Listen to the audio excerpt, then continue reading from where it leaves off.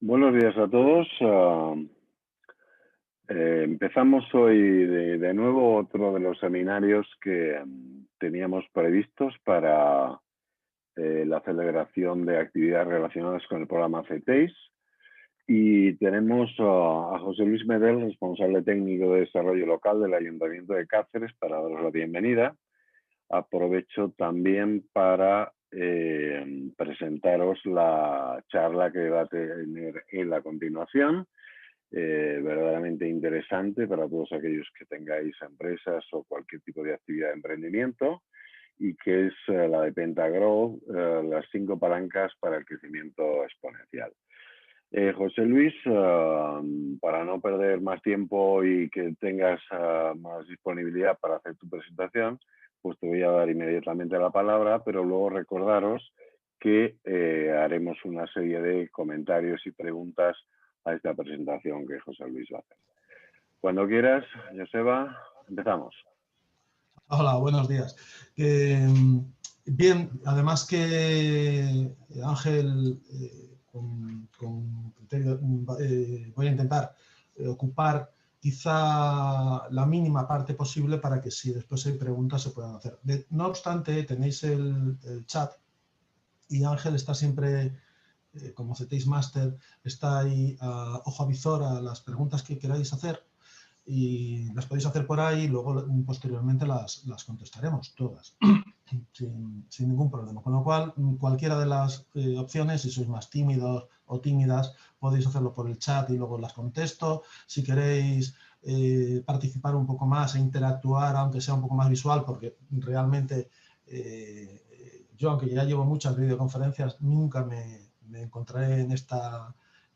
totalmente nativo en este tipo de tecnologías. Yo daba clase ya en los 80, con lo cual imaginad que ahora esto yo me pilla un poco mayor. No creo que sea una generación tapón, porque aprendí a montar ordenadores con las orejas, montaba ordenadores 5 minutos, todo lo que ha sido el desarrollo tecnológico, pues ahí he estado, últimamente ya menos, pero sí es verdad que tanto para nuevas tecnologías, para profesores, como en diseño gráfico, bueno, pues me he metido bastante de lleno, con lo cual, por una parte, por mi máster de administración de empresas, tengo la parte de nuevas economías e innovación social.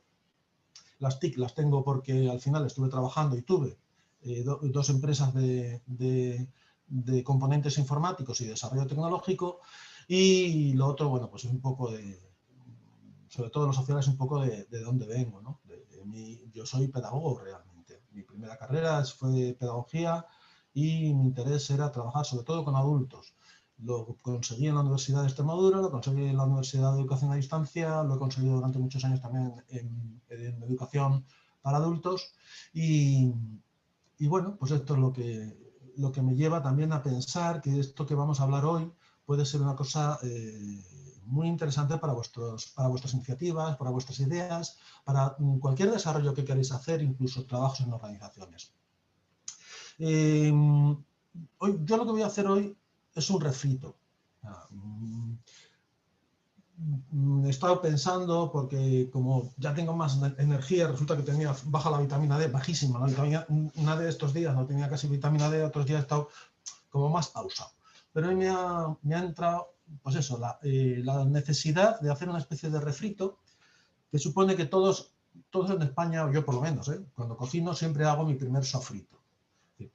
En el sofrito siempre le echo una serie de cosas que a buenas temperaturas pues luego da mucho más sabor a lo que viene detrás. Un poco de pimiento, de ese color rojito y verde, y un poco de cebolla, que al final queda como ese... Ay, no sé, creo que no estoy compartiendo todavía pantalla, que esa es otra que también tengo que hacer. Esperad un poquito. Abro. A ver. Compartir pantalla. No estaba compartiendo pantalla. Vale, pues esta es la que quiero compartir. Si veis, aquí, esto lo minimizo. Bueno, aquí lo dejo, no me pasa nada tampoco. Ahí está. El refrito es ese de pimiento rojo, que es la minería de emprendedores, pimiento verde, innovación social, TIC y nuevas economías, y al final el pimiento amarillo, bueno, la cebolla pochada, el análisis pentagráfico. Vamos entonces a ver durante esta hora y algo, hasta qué punto todo esto casa y todo esto genera nuevas formas de desarrollar y de crecer en nuestras ideas innovadoras, en nuestros proyectos de innovación social, en nuestras organizaciones. Bien, al final, ¿cuál es el objetivo de...? Perdón, que no funciona. Al final, ¿cuál es el objetivo de esta minería? Pues presentar una técnica, yo lo llamaría quizá tecnología, porque es realmente una serie de aplicaciones prácticas, operativas, que llegan o que provienen de una forma ya estudiada y analizada a través de 50 empresas, de cómo hay una serie de parámetros que mejoran el crecimiento de nuestras ideas y de nuestras empresas. Es analizar nuestras iniciativas desde la perspectiva de la innovación social, de las nuevas economías y de esa inteligencia colectiva que al final es lo que hace que todo esto cambie, que todo esto revierta en algo mucho más interesante para lo que es la innovación social. Bien.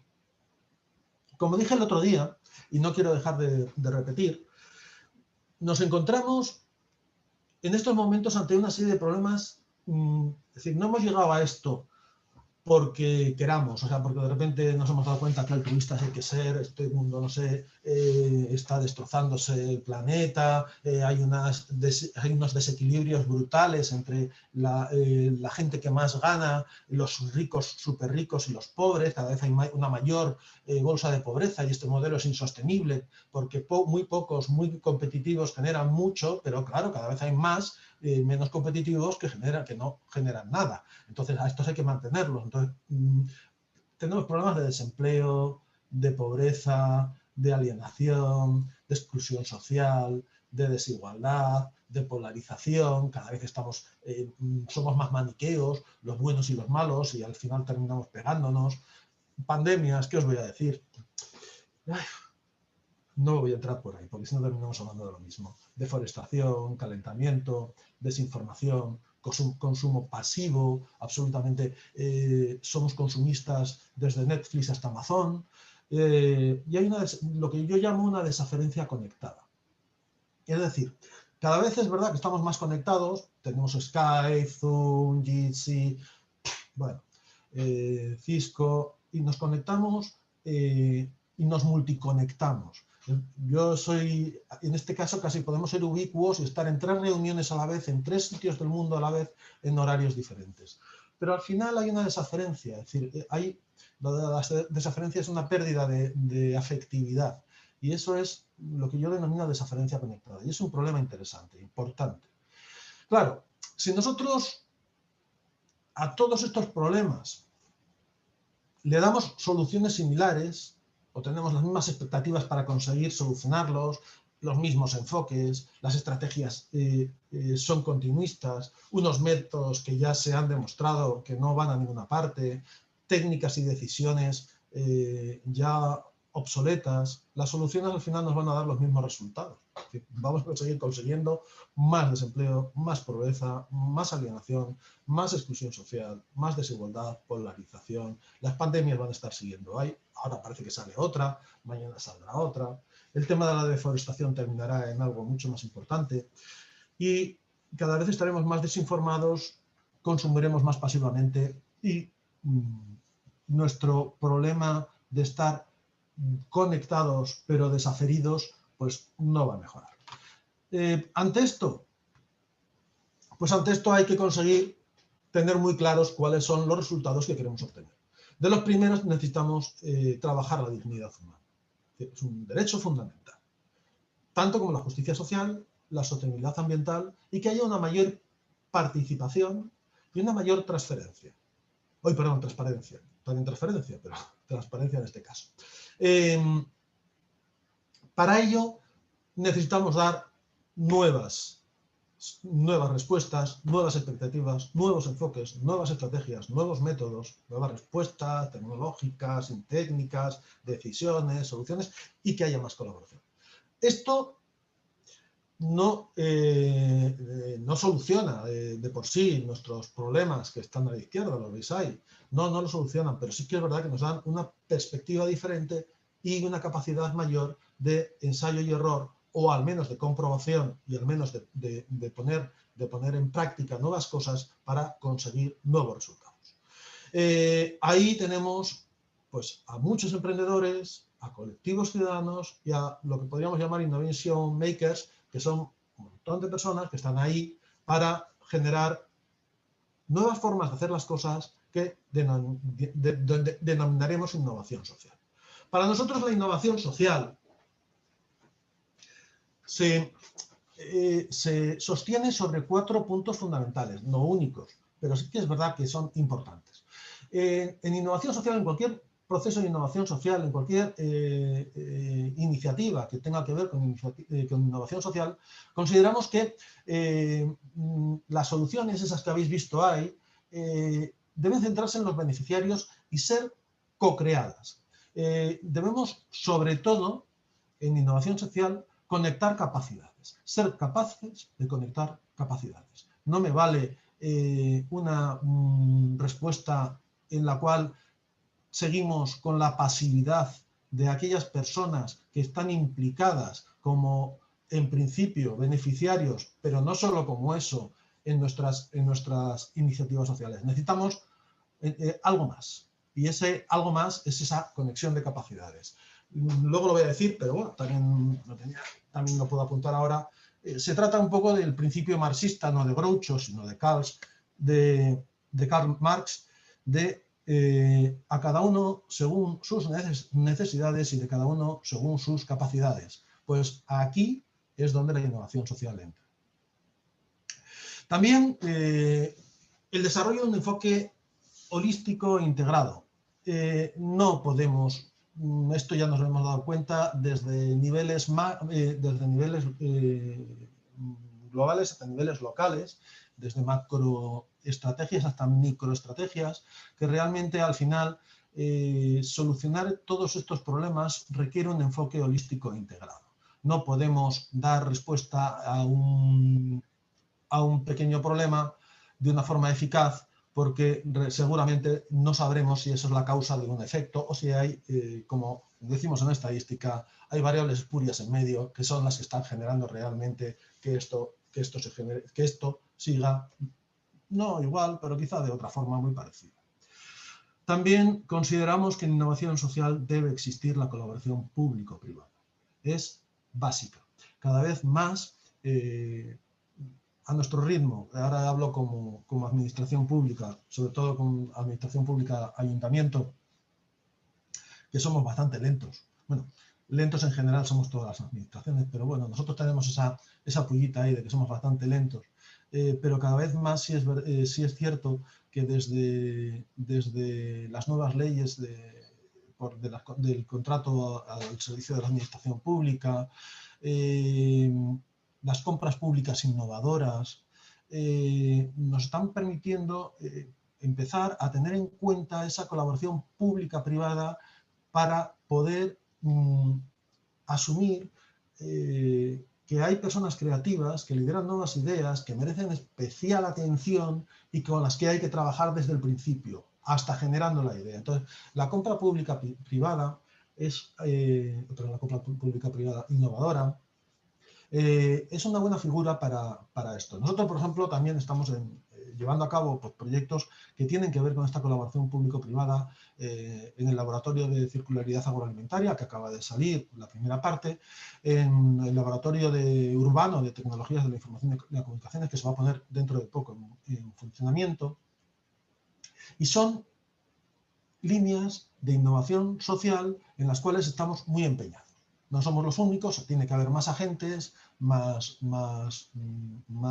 actores, hasta una quíntuple hélice, pero esa colaboración pública-privada en innovación social es básica.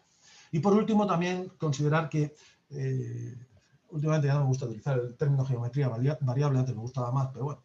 Sí es verdad que la innovación social contiene en sí misma una geometría variable y caleidoscópica, porque admite muchas configuraciones, macro por una parte, micro por la otra, estructural, local. Es un poco ameba. Al final, ¿qué ocurre? Pues al final, para nosotros la innovación social quiere decir que esta es la parte teórica que me va a llevar a deciros por qué hemos apostado por el Pentagraus.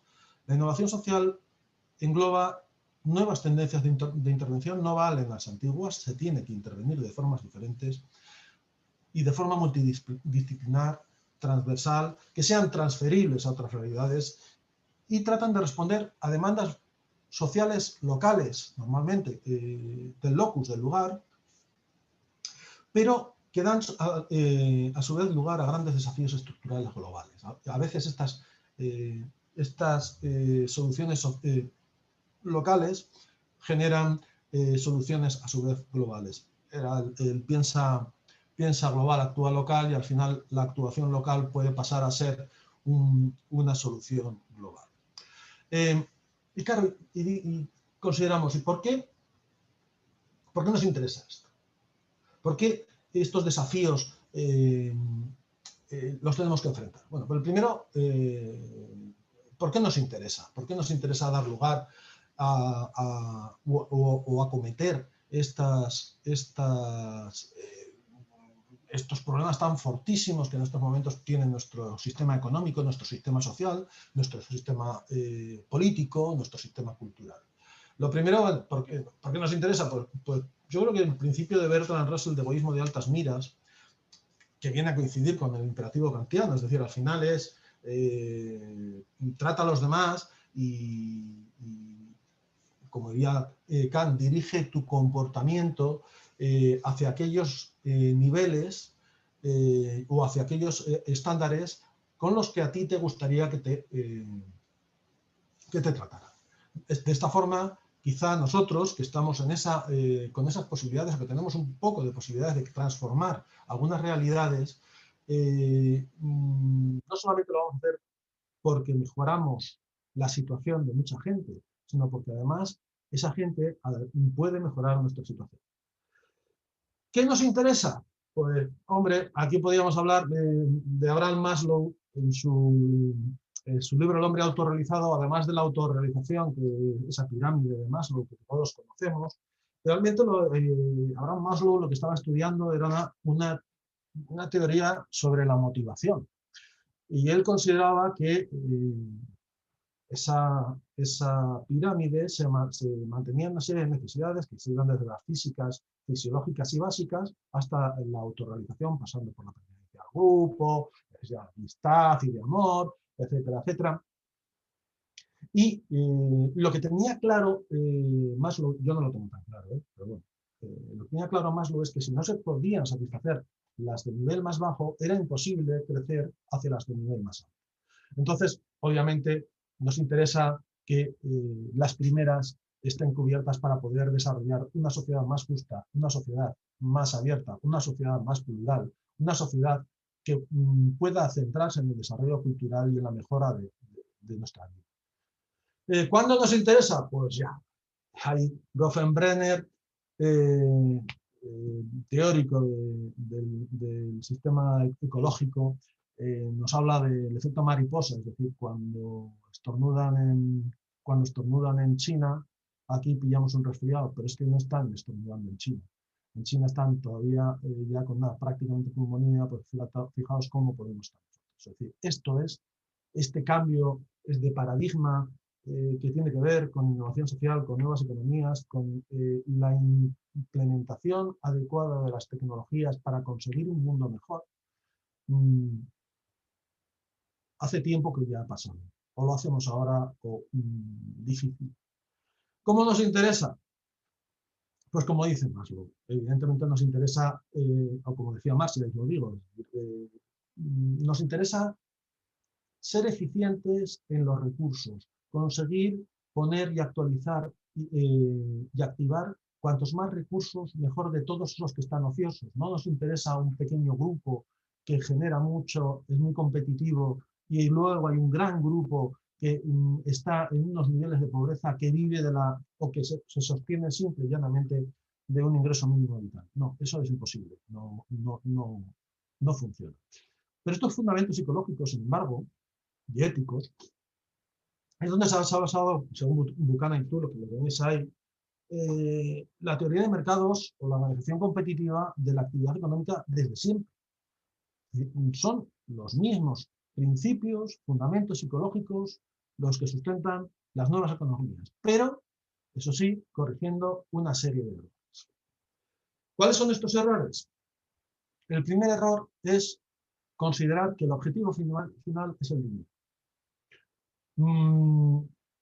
No decimos en ningún momento que el dinero sea malo, no, ni bueno, simplemente es un medio para algo.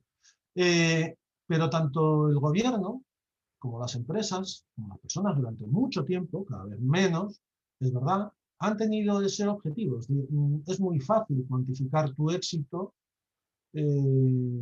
poniendo pilas de dinero o haciendo balances en los cuales pues, al final te da un saldo positivo de X. Pero sin embargo sí que los gobiernos cada vez más se están dando cuenta que no pueden basar solo ese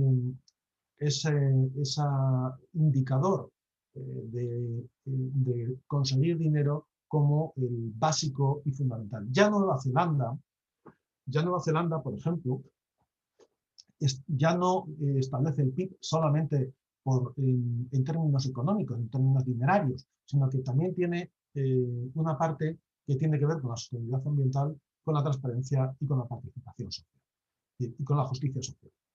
Nueva Zelanda ha sido el primer país. Supongo que esto se verá cada vez más. En las empresas, pues un poco de lo mismo. El Canvas de toda la vida ahora se aplica un Canvas de 3 capas. También tenemos cuenta cuando estamos analizando nuestro modelo de negocio, tenemos que tener muy presente la sostenibilidad ambiental y la justicia social. Hace poco, la semana pasada, estuvimos con el balance de bien común que viene a aplicar con herramientas lo que realmente es este Canvas. Es decir, se trata de en todo el proceso de producción, en todo el proceso de distribución, en toda la cadena de valor, que nosotros tengamos unos grupos de interés desde los proveedores hasta los compradores y una serie de valores que se tienen que al final, cruzándolos, conseguimos 20 temas que son importantes que nuestras organizaciones, nuestras empresas y nuestras iniciativas, pues, traten de favorecerlos. Como lo vimos otro día, no tampoco me voy a alargar mucho diciendo cuáles son estos temas. Otro tema, otro error fundamental, el segundo error fundamental es la competitividad. La competitividad es mala. No, la competitividad no es mala. La competitividad es mala cuando está mal aplicada. Sigue siendo un instrumento, tanto como el dinero.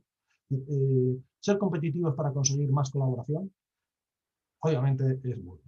Y ser competitivos para ver quién más aporta al bien común, pues también es una forma de verlo. Pero claro, cuando realmente nuestro esfuerzo no consigue que otros mejoren, sino al revés, entonces la competitividad no está bien entendida. Hay un tercer error que a veces nos pasa desapercibido, pero que creo que es importante tener en cuenta, que es en los Objetivos de Desarrollo Sostenible, dentro de la Agenda 2030, un documento fundamental para que volvamos a ser conscientes de la necesidad de avanzar de otra forma en la economía, en la política, en la sociedad. Sin embargo, no en las 269 finalidades, sino en esos 17 objetivos económicos, perdón, 17 objetivos de desarrollo sostenible, hay uno que para mí está mal, quizá redactado. Trabajo decente y crecimiento económico. Yo no creo que nadie, ya lo decía Kenneth Golding ya hace tiempo, creo que fue por los años 50 del siglo pasado, que el que crea que en un mundo finito el crecimiento puede ser infinito o es, perdón, no os he dicho mundo finito, infinito, el que crea que en un mundo finito el crecimiento puede ser infinito, o es un loco, o es un economista, o es ambas cosas, o además es político. Y entonces sí que la mezcla es brutal. Los sistemas más adecuados son aquellos que se adaptan a determinadas circunstancias, con lo cual el crecimiento y el decrecimiento pueden ser considerados como una herramienta muy importante a la hora de generar sostenibilidad. Eso lo veremos después. Y por último, un cuarto error es el de considerar la tecnología como nuestro salvador, la cuarta revolución. Estamos con la primera revolución industrial, las máquinas de vapor, bueno, todo esto lo podéis ver si queréis en miles de libros. La segunda, la tercera ola de automatización, computadoras, que dio lugar a la, no sé si bien llamada entonces sociedad de la información. Y estamos en esa cuarta revolución en la que hemos incluido la robótica, el ciberespacio y sobre todo la inteligencia artificial. Todas esas cosas que, que, que piensan, cosas que piensan. MIT lo define muy bien. Entonces, esta inteligencia artificial, inteligencia colectiva que genera ya unos niveles de conexión tan importantes que parece que estamos hablando de, pues eso, de una nueva sociedad, tampoco es la panacea. Sigue siendo un gran instrumento, lo que decía Marshall McLuhan ya hace mucho tiempo, el medio es el mensaje. Y esto es, el mensaje es el medio también. Este es el mensaje y este es el medio, pero no es el objetivo. John Naisbitt también lo decía en el libro de la paradoja global, que a medida que el mundo se integra económicamente, las partes que componen son cada vez más numerosas, pequeñas, pero también importantes. Al mismo tiempo que crece esta economía global, cuando hablamos de esta cuarta revolución, se expresa que también hay un número de partes muy importantes que tenemos que tener en cuenta, con lo cual esto es fundamental. ¿Y cómo lo podemos hacer? Pues fijaos,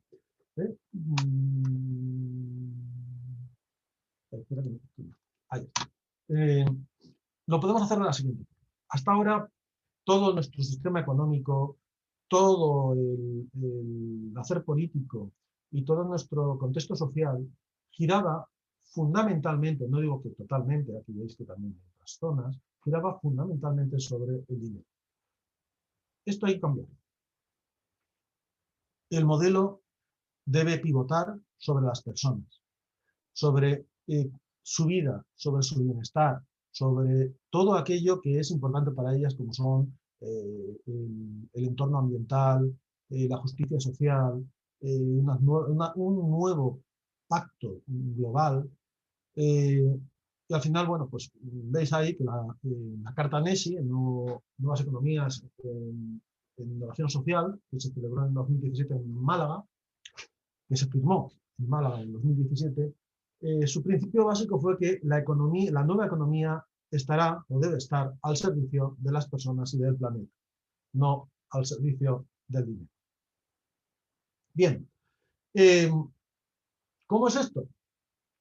Está al servicio de las personas, pero no tratamos de cambiar la naturaleza humana, no se trata de cambiar cosas que no existan en las personas y que no hayamos podido experimentar. Se trata de aprovechar la naturaleza humana, de desafiar la naturaleza humana y ser disruptivos, tanto como colectivo como como individuos. ¿Por qué? Fijaos, porque dentro de la naturaleza humana, muy integrada, está la obediencia. Cuando yo estudiaba, no sé si alguno de ustedes ha estudiado, pero bueno, se suele decir, cuando yo estudiaba, acababan de publicar un señor, un libro, un tal Stanley Milgram, en el que se llamaba Obediencia a la autoridad. Obediencia a la autoridad porque este señor se planteaba cómo había sido capaz de que se generaran problemas tan fuertes como los de la Segunda Guerra Mundial, es decir, como un ejército entero de seres humanos alemanes se convirtieron en nazis capaces de matar a 50 millones, no sé, me he pasado, son 5 millones, 50 millones de judíos, sin que les temblara realmente el pulso. Entonces lo que hizo este señor fue un experimento.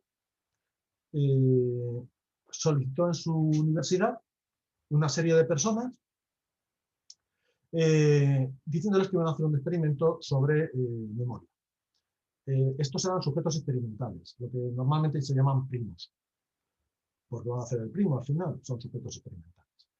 Estos sujetos experimentales lo que tenían que hacer es, se ponían en una especie de laboratorio delante de una mesa que tenía un rheostato para dar electricidad desde 0 voltios hasta 400 voltios.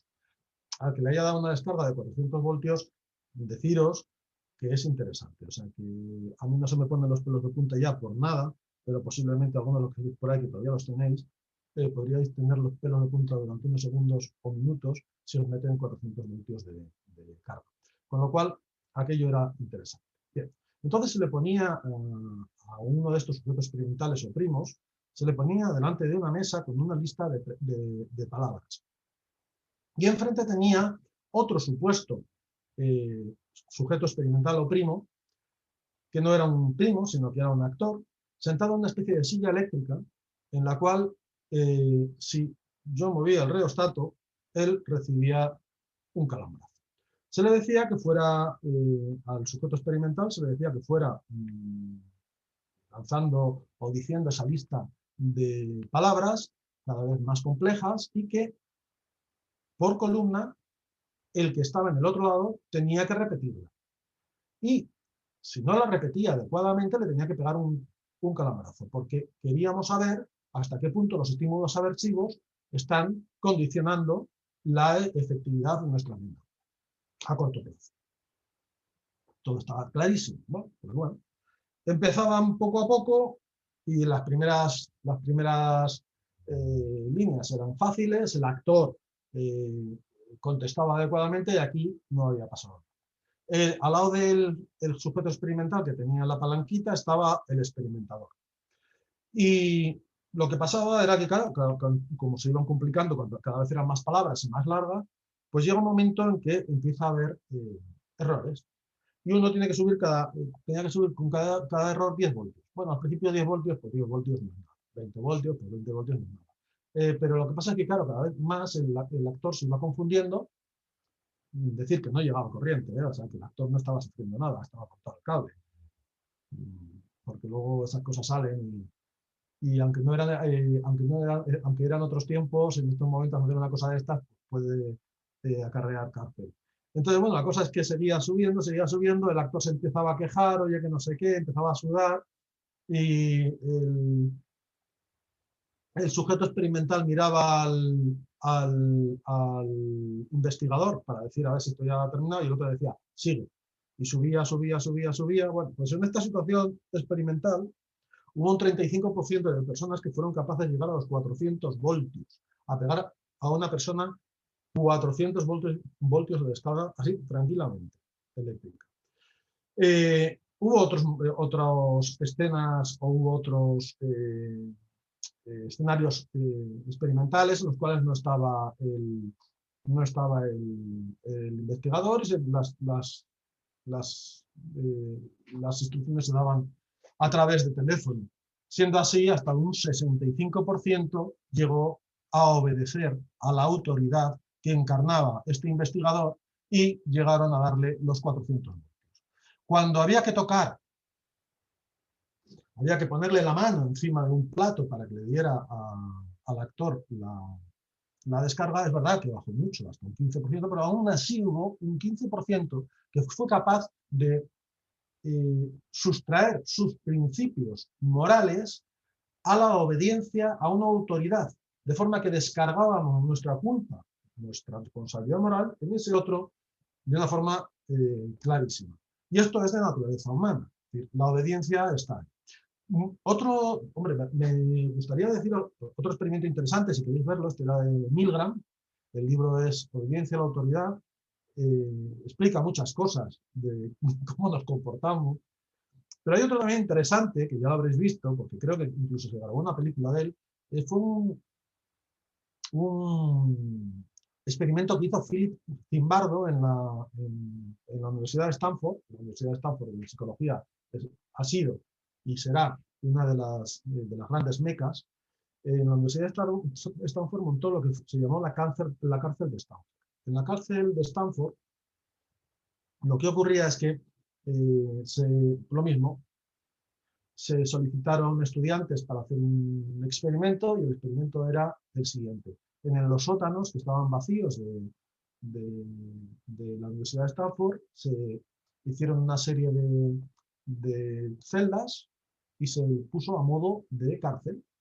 Por lo cual, lo que se hizo con esta gente es que se repartió aleatoriamente, unos como presos, otros como guardianes, otros como policías, para que aquello funcionara como una cárcel y que no hubiera ningún problema.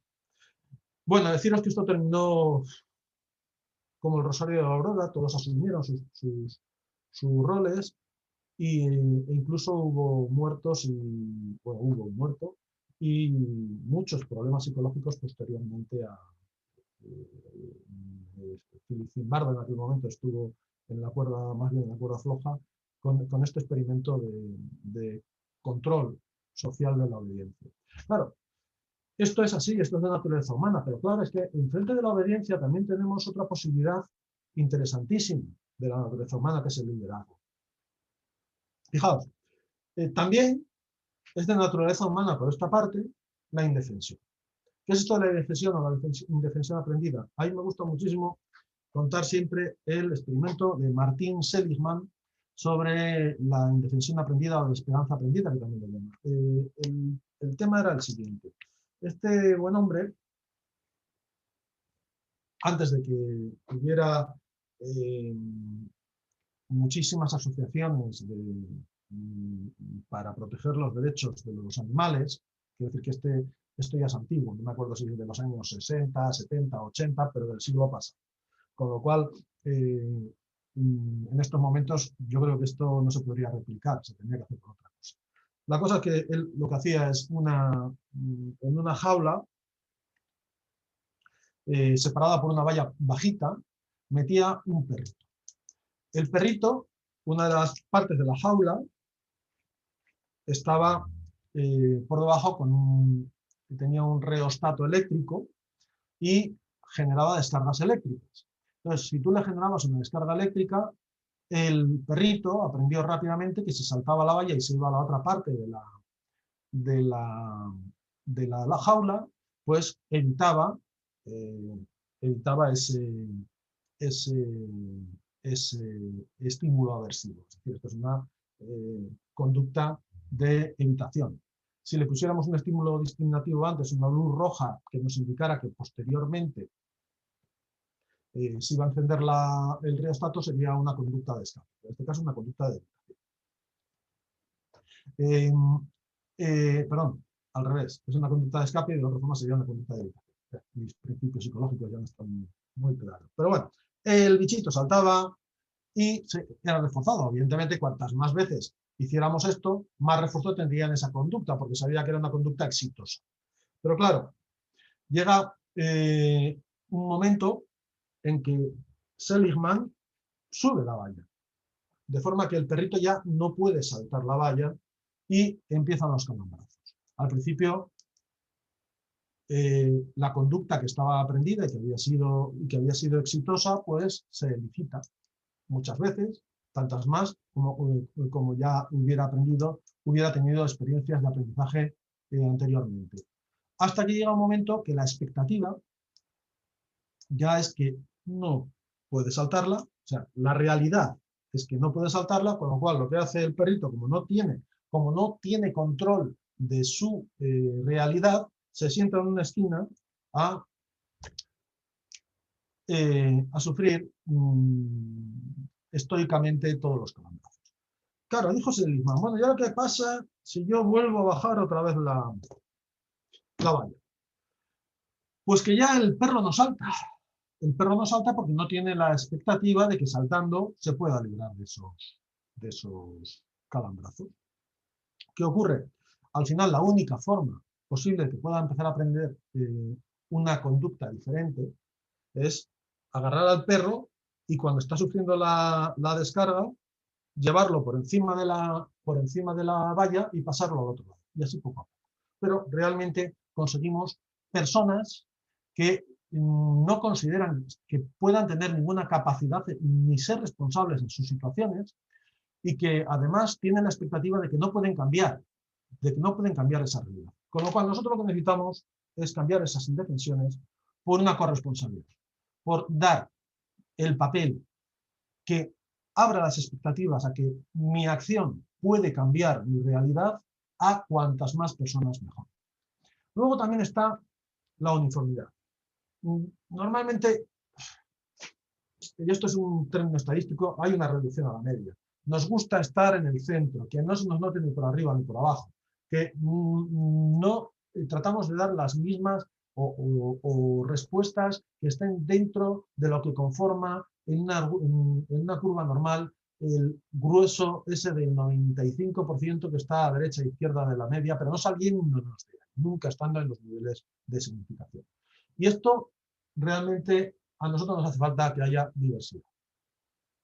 ¿Cómo conseguimos también eso? Pues fijaos, conseguimos, Nietzsche ya decía lo del instinto gregario que nos movía a los seres humanos.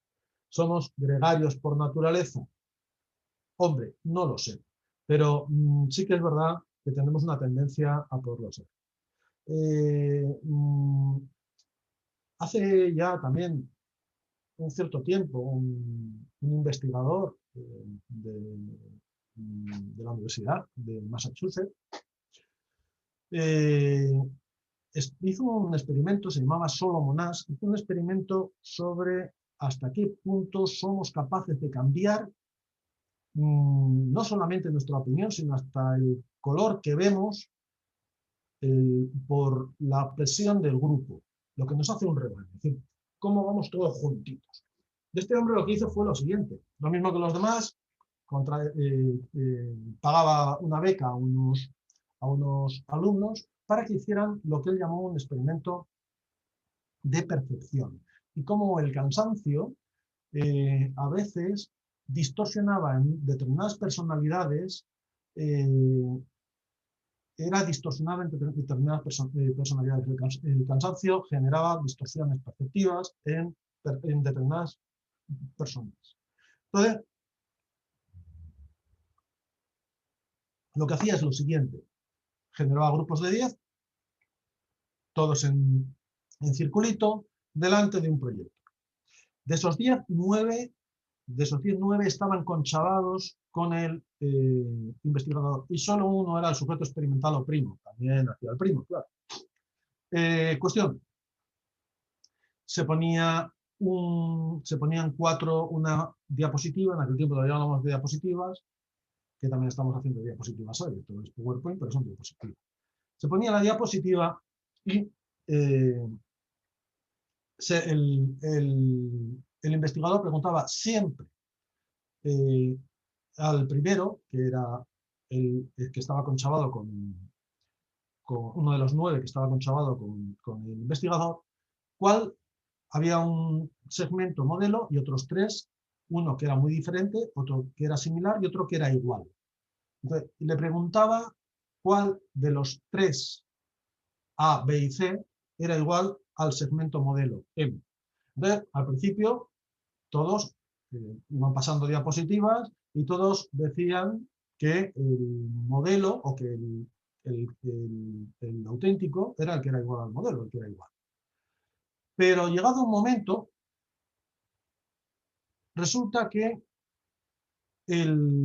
los que estaban conchavados, los 9 que estaban conchavados con el investigador, ya no decían que era igual aquel que era igual, sino el que era parecido. Y el último que contestaba siempre era el sujeto experimental o primo. De forma que él que estaba muy contento porque todo iba saliendo fenomenal y nadie se cansaba ni nadie tenía problemas, de repente, cuando tenían que haber dicho la A, van los otros y dicen la B, el primero, ostras, y el segundo, la B, y el tercero, la B, y el cuarto, la B. Todos ven la B y él está viendo que es la A. Bueno, pues en esta situación un 43% de personas al final dijeron que era la B, aunque ellos realmente estaban viendo que era la A. Pero si tú les preguntas cuál era la real razón que le movía a decir esto, iba a decir que es que él ve lo que ven los demás, y es así, por no salirte de ese rebaño de ese grupo. ¿De acuerdo? Al final lo que nosotros necesitamos es hacer grupo y equipo. Necesitamos asumir que aunque somos desconfiados, hay otras formas de ver las cosas. En la desconfianza, Philip Zimbardo, que no debió tener, bueno, Philip Zimbardo, antes de hacerlo de la cárcel de Stanford, que ahí se le quitaron las ganas, hizo otro experimento, que es el experimento de las ventanas rotas. ¿Cómo era esto? Esto era una cuestión de confianza o desconfianza. Este señor se le ocurrió coger un coche de alta gama, dos coches para ser exactos, y uno lo dejó en un barrio alto de California y el otro lo dejó en un barrio bajo de California. Bajo me refiero a conflictividad social. Vale, al cabo de un cierto tiempo, el coche de alta gama, totalmente cerradito y demás, el barrio alto estaba perfecto. Sin embargo, el coche de alta gama en el barrio no tan ideal, sino más conflictivo, pues había sufrido bastante abandonos. Claro, lo único que pasa es que esto dijo Philip Zimbardo, bueno, esto, vale, así, pero ¿qué hubiera pasado si, por ejemplo, al de la parte alta, al del barrio alto, guardamos el coche, lo dejamos aparcado durante cierto tiempo, pero con una ventanilla? Bueno, pues al final del tiempo el coche estaba tan destrozado como el que estaba en la zona baja. ¿Quiere esto decir que al final, cuando existe una desconfianza, una perspectiva, una expectativa de que realmente aquello le pasa algo, genera consecuencias reales de que les pasa algo? Nosotros tenemos que conseguir confiar, que todos confiemos y que no pasen estas cosas. También nosotros somos competitivos, pero tenemos que conseguir ser colaborativos, porque al final esto es lo que genera sinergias, no otras cosas, que no sé, cuando estamos obedeciendo, formamos parte de un grupo que se mueve en base a la presión del grupo de forma uniforme y desconfiada, intentando ser competitivos para salir de esa forma del grupo. Yo no creo que se genere ningún tipo de sinergia, lo llamaríamos algo así como nonergias, no lo sé. Y aquí es donde realmente podemos conseguir innovación. En el otro sitio ya no se lo conseguiremos, por esa otra línea. No se trata tanto de cambiar la naturaleza humana, no lo vamos a cambiar. En nuestra naturaleza humana está todo esto. Está el liderazgo, está la evidencia, está la corresponsabilidad, está la indefensión, está la enfermedad. Pero sí vamos a tratar de ser disruptivos, de conseguir estar en esta zona o sacar el máximo potencial de toda esta zona en nuestras iniciativas sociales y en nuestras organizaciones.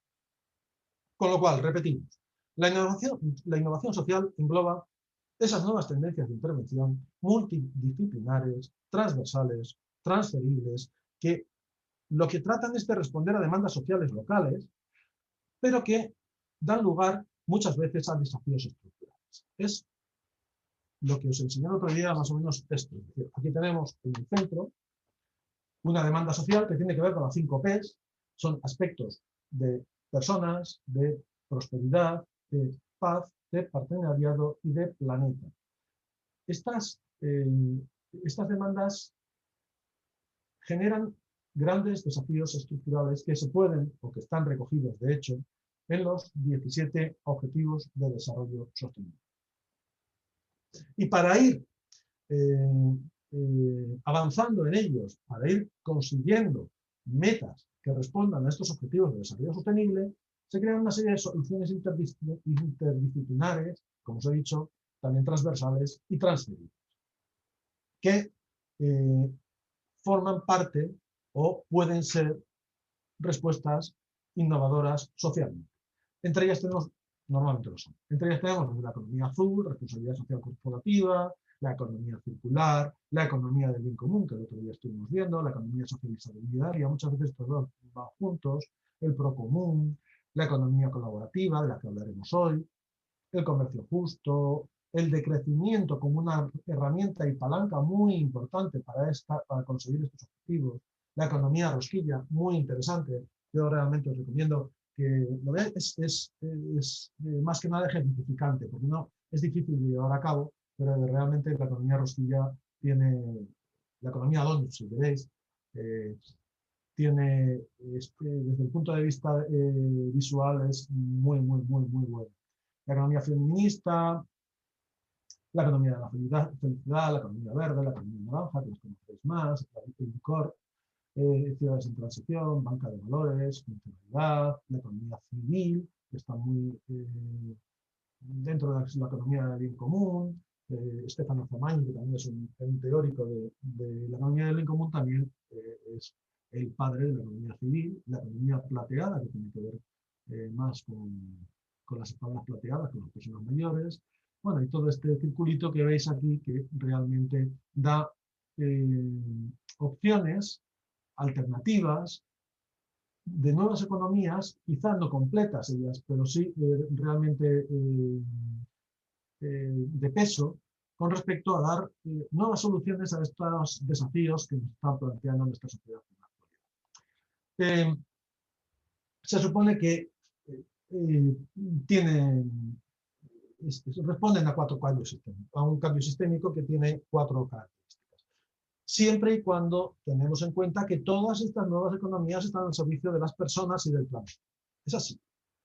Por tanto, estos cambios suponen que el objetivo al final es el bien común, no es obtener dinero, es mejorar la justicia social, el desarrollo personal, la sostenibilidad ambiental, la transparencia, la participación social. También se trata de darnos cuenta que ya como el objetivo no es el dinero, sino que es el bien común, el crecimiento y el decrecimiento no es un el crecimiento no es un el crecimiento y el decrecimiento son medios para conseguir este objetivo que es el bien común. De forma que quizá a veces hay que crecer para conseguir mayores estándares de bien común.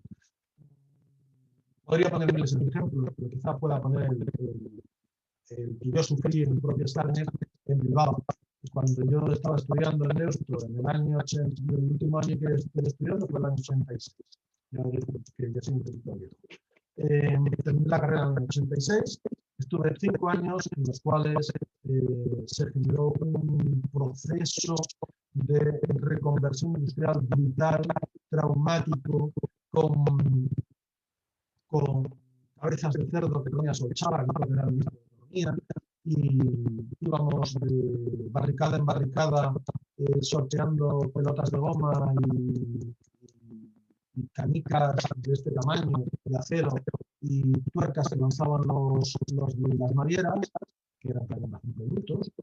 Y así hicimos los 5 años de carrera, pero lo que sí es cierto es que si hoy en día nos diéramos cuenta, quizá una modificación, un decrecimiento de algo que estaba poniendo en peligro todo el medio ambiente del Gran Bilbao, se ha convertido ahora en una ciudad espectacular, con unos niveles medioambientales, de sostenibilidad, también ahora mejores sociales, porque ya hemos quitado también otro problema estudio, a una Bilbao más cosmopolita, no hay una misma sostenibilidad que quizá ahora se tenga que enfrentar también a otro de crecimiento, y no tanto un crecimiento, sino con respecto al aspecto turístico. Está generándose un problema de gentrificación fortísimo. Quizá de crecer hay y crecer en otras cosas. Joseba, discúlpame un segundito. Hay algún problema y se te está viendo muy mal. No sé si va a depender de la conexión o de algo relativo al sonido del micrófono. Inténtalo. Pues ahora no lo he dicho yo, No, yo es solo un momentito, pero sí, se oye como con doble sonido, con eco. Vale. Tiene pinta de ser la conexión, ¿eh? No el micro.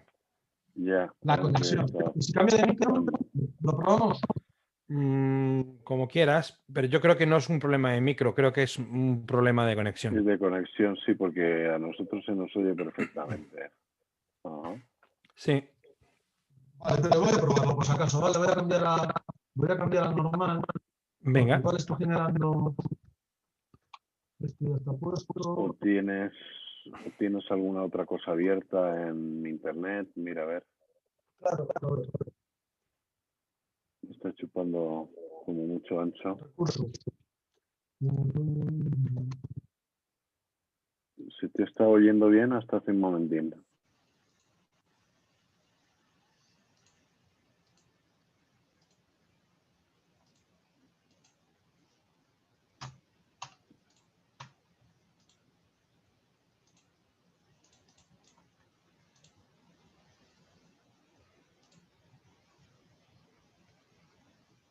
A ver, habla un poco. Vuelve a hablar, Joseba.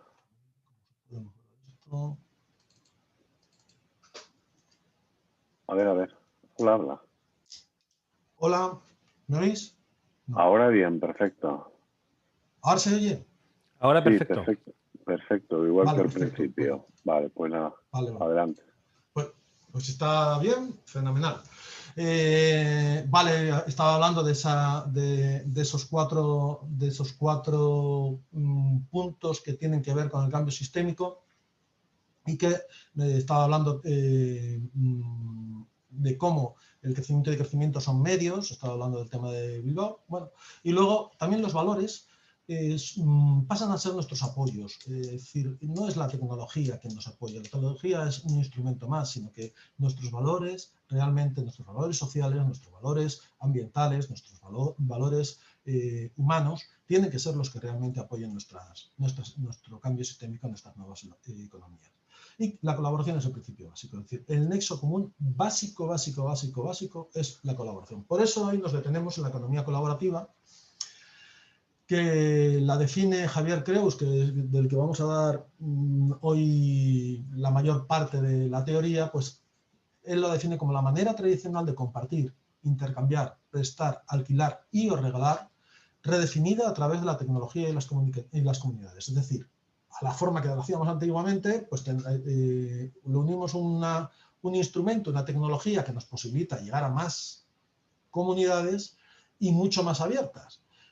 Él considera que, claro, ahí tenéis, perdón, no estamos viendo, ahora sí estamos viendo, ahora se mueve bien, vale, perfecto. Bien, la economía colaborativa, Javier Creus dice eso de ella, y ¿qué podemos compartir? ¿Qué podemos intercambiar? ¿Qué podemos prestar? ¿Qué podemos alquilar? Pues muchas cosas, productos, servicios, bienes, dinero, comida, tiempo, espacio, habilidades, ideas y muchas más cosas que se os pueden ocurrir.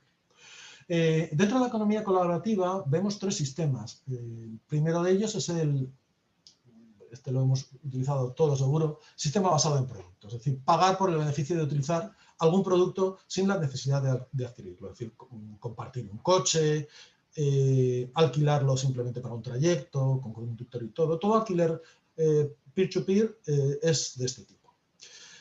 También hablamos dentro de la economía colaborativa, algunos lo llaman consumo colaborativo, también hablamos de mercados de redistribución. Es decir, lo que se trata es de redistribuir los bienes usados o adquiridos de donde ya no se necesitan, nuestro armario, por ejemplo, o hacia algún lugar o algunos lugares en los que sí se necesitan. son mercados de intercambio, de segunda mano, ya sea de forma gratuita o a través de intercambio o venta. Es decir, podemos intercambiar una cosa por otra, también podemos venderlo tipo eBay, o tipo Vinted, o tipo Wallapop, o tipo vete a saber qué. Estos son mercados de distribución. Lo importante de este mercado es que al final logra satisfacer una gran R que está en esta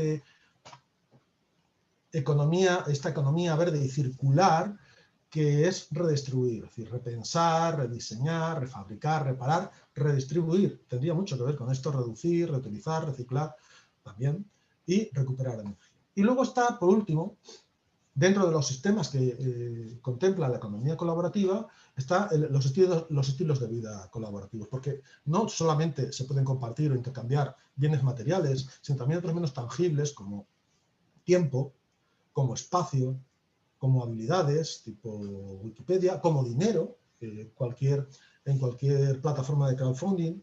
Entonces, estos son los tres sistemas que se recogen dentro de lo que se llama la economía, de lo que es la economía colaborativa, que supone además 6 campos. Es decir, la economía colaborativa no solo es, para mí, consumo colaborativo, lo que sería Uber, Airbnb, BlaBlaCar, etc. Bueno, cientos de miles de ellos.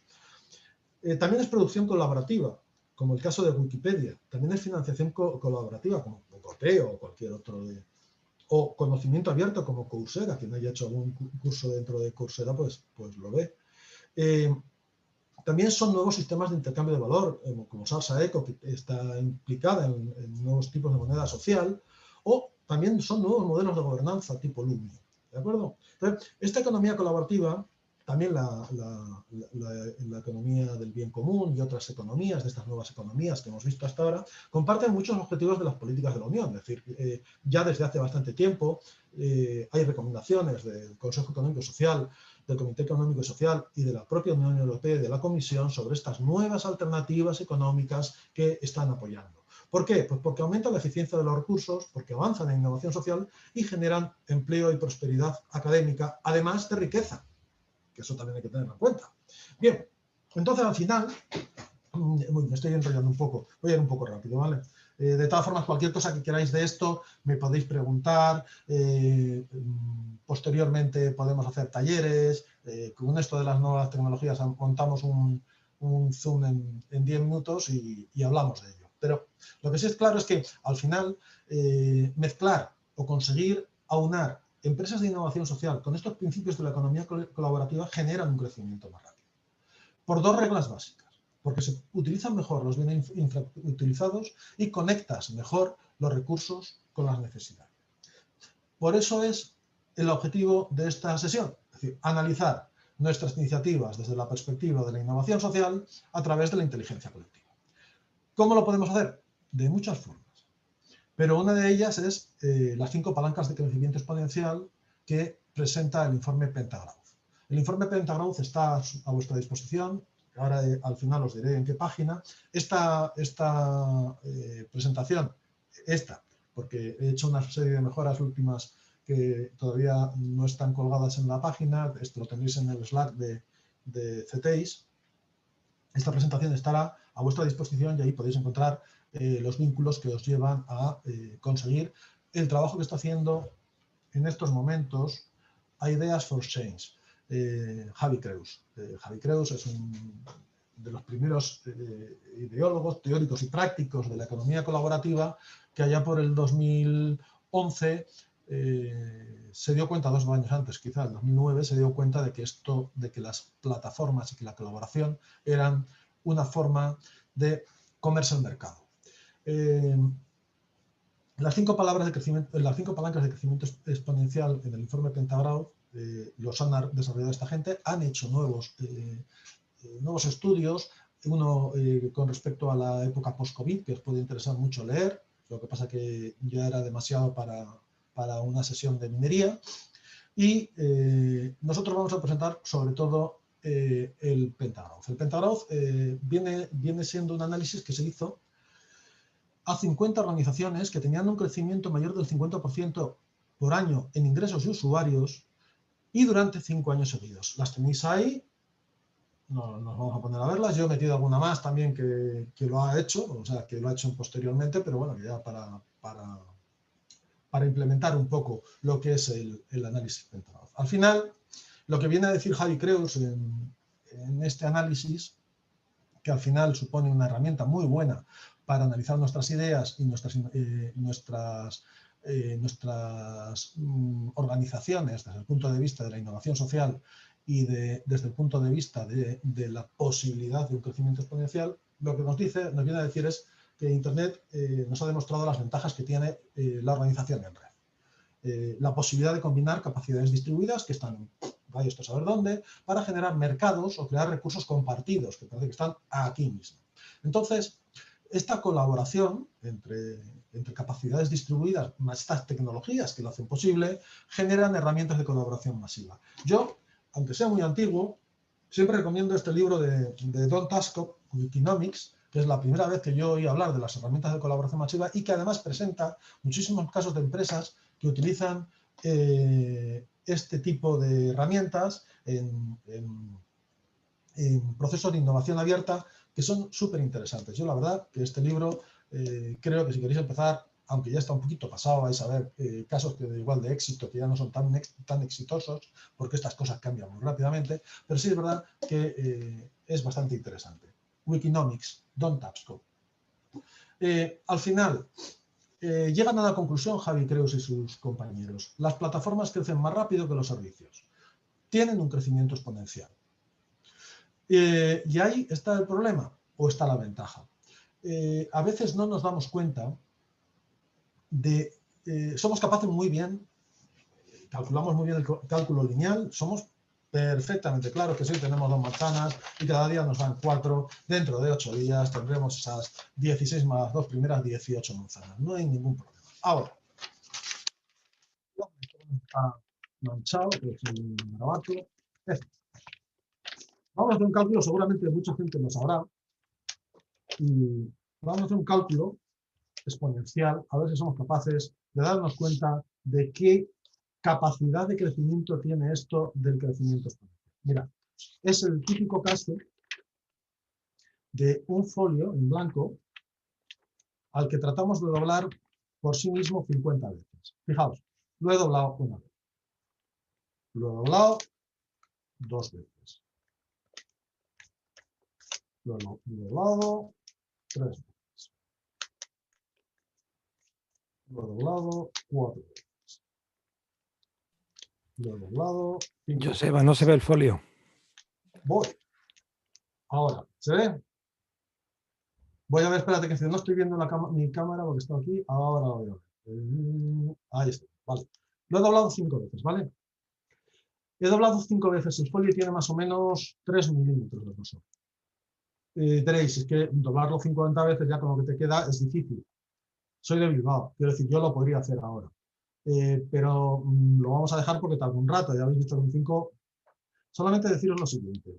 Cuando yo si yo soy capaz de doblar, ya lo doblo 5 veces, si lo doblara 10 veces, el tamaño del grosor del lomo de este folio sería de 10 centímetros. Ahora, si lo doblara 20 veces, sería de 100 metros. Si lo doblara 49 veces, por sí mismo, el grosor sería de 57 millones de kilómetros. Y si fuera capaz de doblarlo 50 veces, yo soy capaz, lo he hecho, serían 114 millones de kilómetros. Es decir, la distancia que hay entre la Luna y la órbita de Marte. Hombre, no somos capaces de calcular lo que está pasando con las plataformas, porque evidentemente la plataforma tiene un crecimiento exponencial. Robin Chase, que es la fundadora de Flipkart, de Benian, de Numo, es decir, todo plataformas que se dedican a la logística del transporte, lo ha dicho claramente, dice, todo aquello que pueda ser plataforma será una plataforma un día u otro. Javi Creus lo dijo también diciendo que las plataformas se comerán el mercado. ¿Por qué? Porque es que realmente no las vemos ni venir. Si no, tened en cuenta Amazon dónde empezó y dónde está. No las vemos ni venir. Por eso, Por eso es importante tener en cuenta, por lo menos analizar o por lo menos conocer cuáles son estas 5 palancas de crecimiento exponencial. Bueno, estas 5 palancas de crecimiento exponencial de las que hablan Javi Creus en Ideas for Change suponen 5 dimensiones claves de estas 50 organizaciones que han crecido de forma exponencial. Es decir, han crecido más de un 50% tanto en ingresos como en usuarios. Y además no lo han hecho un año y ya está, no. Ha sido un crecimiento exponencial durante 5 años.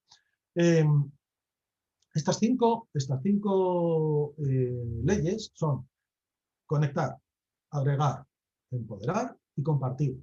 Son tan importantes porque son palancas capaces de acelerar el crecimiento y además están graduadas de forma que nos permiten medir, parametrizar y describir hasta qué punto nuestros modelos de negocio están apalancados en una u en otra de estas palancas. Bien, la primera, conectar. Conectar tiene que ver con la red. Es decir, cuanto mayor sea el número de nodos, ya sean personas, situaciones, cosas, con las que esté conectado a una organización, mayor es su potencial de crecimiento. Ahí tenéis que va desde lo social, desde las personas, a los móviles o a las cosas, ¿de acuerdo? Esto es, cuanto más nos apalanquemos aquí, habrá un mayor potencial de crecimiento. No quiere decir que crezcamos, porque eso va a variar también mucho según los principios generativos y las dimensiones virtuosas que luego vamos a ver. Pero sí es verdad que tenemos esa capacidad de generar mayor potencial de crecimiento para captarlo. Agregar. Agregar viene hace relación al inventario. Es decir, cuanto menor sea el esfuerzo que tenga que realizar una organización para aumentar su oferta, esa oferta que tiene disponible, mayor es su potencial de crecimiento. Es decir, si nosotros con muy poco esfuerzo somos capaces de tener mucha oferta, tenemos un mayor potencial de crecimiento. Claro, podéis decir, tengo mucha oferta, no tengo nada de demanda, evidentemente no me he conseguido nada. Es decir, hablamos de potencial de crecimiento. Por eso estamos hablando ahora solamente de las palancas y no estamos hablando de la interacción de las palancas que vendrá después. Empoderar. ¿A qué se refiere empoderar? Empoderar es que cuantas más capacidades de los usuarios integremos en nuestra organización, en los procesos de negocio, mayor será el potencial de crecimiento. Es decir, si nuestros emprendedores, nuestros clientes solamente son usuarios, tendremos menos potencial de crecimiento si además ellos mismos pueden producir algo. Entonces, este es otro de las palancas. Y seguimos diciendo que las palancas, una por una, no generan ese modelo de negocio, solamente son potenciales. Luego tenemos el de instrumental, que se refiere a los socios, ya en cuanto a los usuarios son los socios. Cuanto más creadores de valor generen su propia sostenibilidad utilizando herramientas provistas por la organización, mayor es el potencial de crecimiento. Es decir, si nosotros generamos instrumentos para que los socios puedan generar a su vez más un valor añadido en herramientas, en técnicas, en productos, en servicios, pues obviamente tenemos un mayor margen de crecimiento. Y por último, el compartir conocimiento. Cuanto mayor sea la comunidad que considere como propios los recursos compartidos por la organización, mayor es su potencial de crecimiento. Es así de claro. Es decir, cuantos más estamos asumiendo que formamos parte de esa comunidad, más estamos generando. Entonces, estos son las cinco palancas de crecimiento exponencial. Fijaos, la primera, la hemos comentado ya, conectar. Conectar es apalancarse en las redes, ¿no? Como he dicho, cuantos más nodos están conectados, mayor es su potencial de crecimiento. Claro, ¿qué conecta o qué puede conectar nuestra organización? Pues, hombre, fijaos, casos paradigmáticos. Por ejemplo, el de Spotify. El de Spotify pasó de conectar sus propios socios a integrarse en una red social mucho más importante que era Facebook. Con lo cual ahí consiguió un montón mayor de nodos, de personas que podían conectarse, con lo cual el potencial de crecimiento de Spotify fue brutal. También se puede considerar este otro nivel, porque esto es social, no deja de ser social, otro nivel que es reinvertirse desde el móvil, como pasó con Match.com. Match.com en principio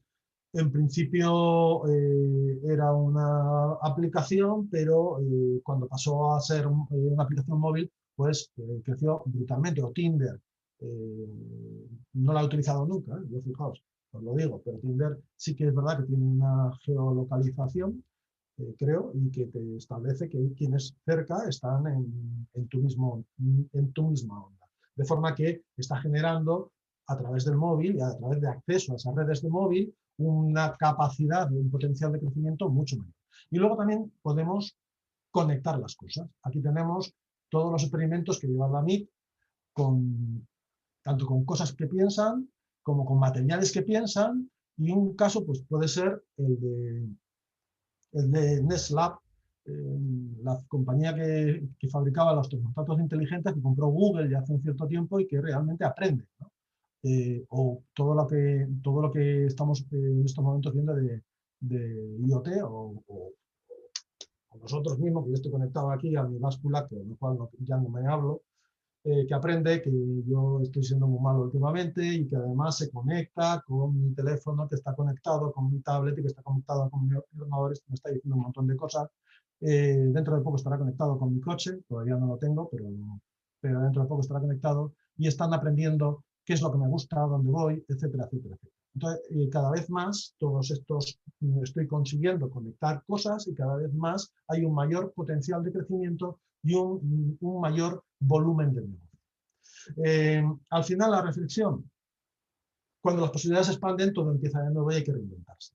El número de nodos, lo que hemos dicho, las personas, las situaciones, las cosas que conectan las redes sobre las que está operando mi empresa, mi organización, o sobre las que va a operar, o que estoy pensando que va a operar mi iniciativa empresarial, determinan cuál es el ámbito de expansión potencial que tiene mi empresa. Entonces, esta es la primera, la conexión. Agregar es apalancarse en los objetivos. ¿Qué quiere decir esto? Cuanto menos esfuerzo me cueste, no tenga que hacer ninguno, sobre todo, para poder ampliar la oferta disponible de mi empresa, de mi organización, de mi plataforma, mayor es el potencial de crecimiento que tenemos. Claro, fijaos, ¿cómo se añade valor? ¿Cómo ya añadimos las unidades de valor y construimos la oferta en nuestra empresa? Pues fijaos, puede haber un inventario centralizado. En el caso de Uber o de Free2Move o de car sharing, en el cual los coches son de propiedad. Ahí hasta ahí vamos. Pero luego también puede haber un inventario distribuido. A mí me gusta, por ejemplo, mucho el tema bueno, el Vinted de Wallapop, lo conocéis todos. Etsy, en la que se vende más que nada, es un mercado abierto de artesanía, ¿no?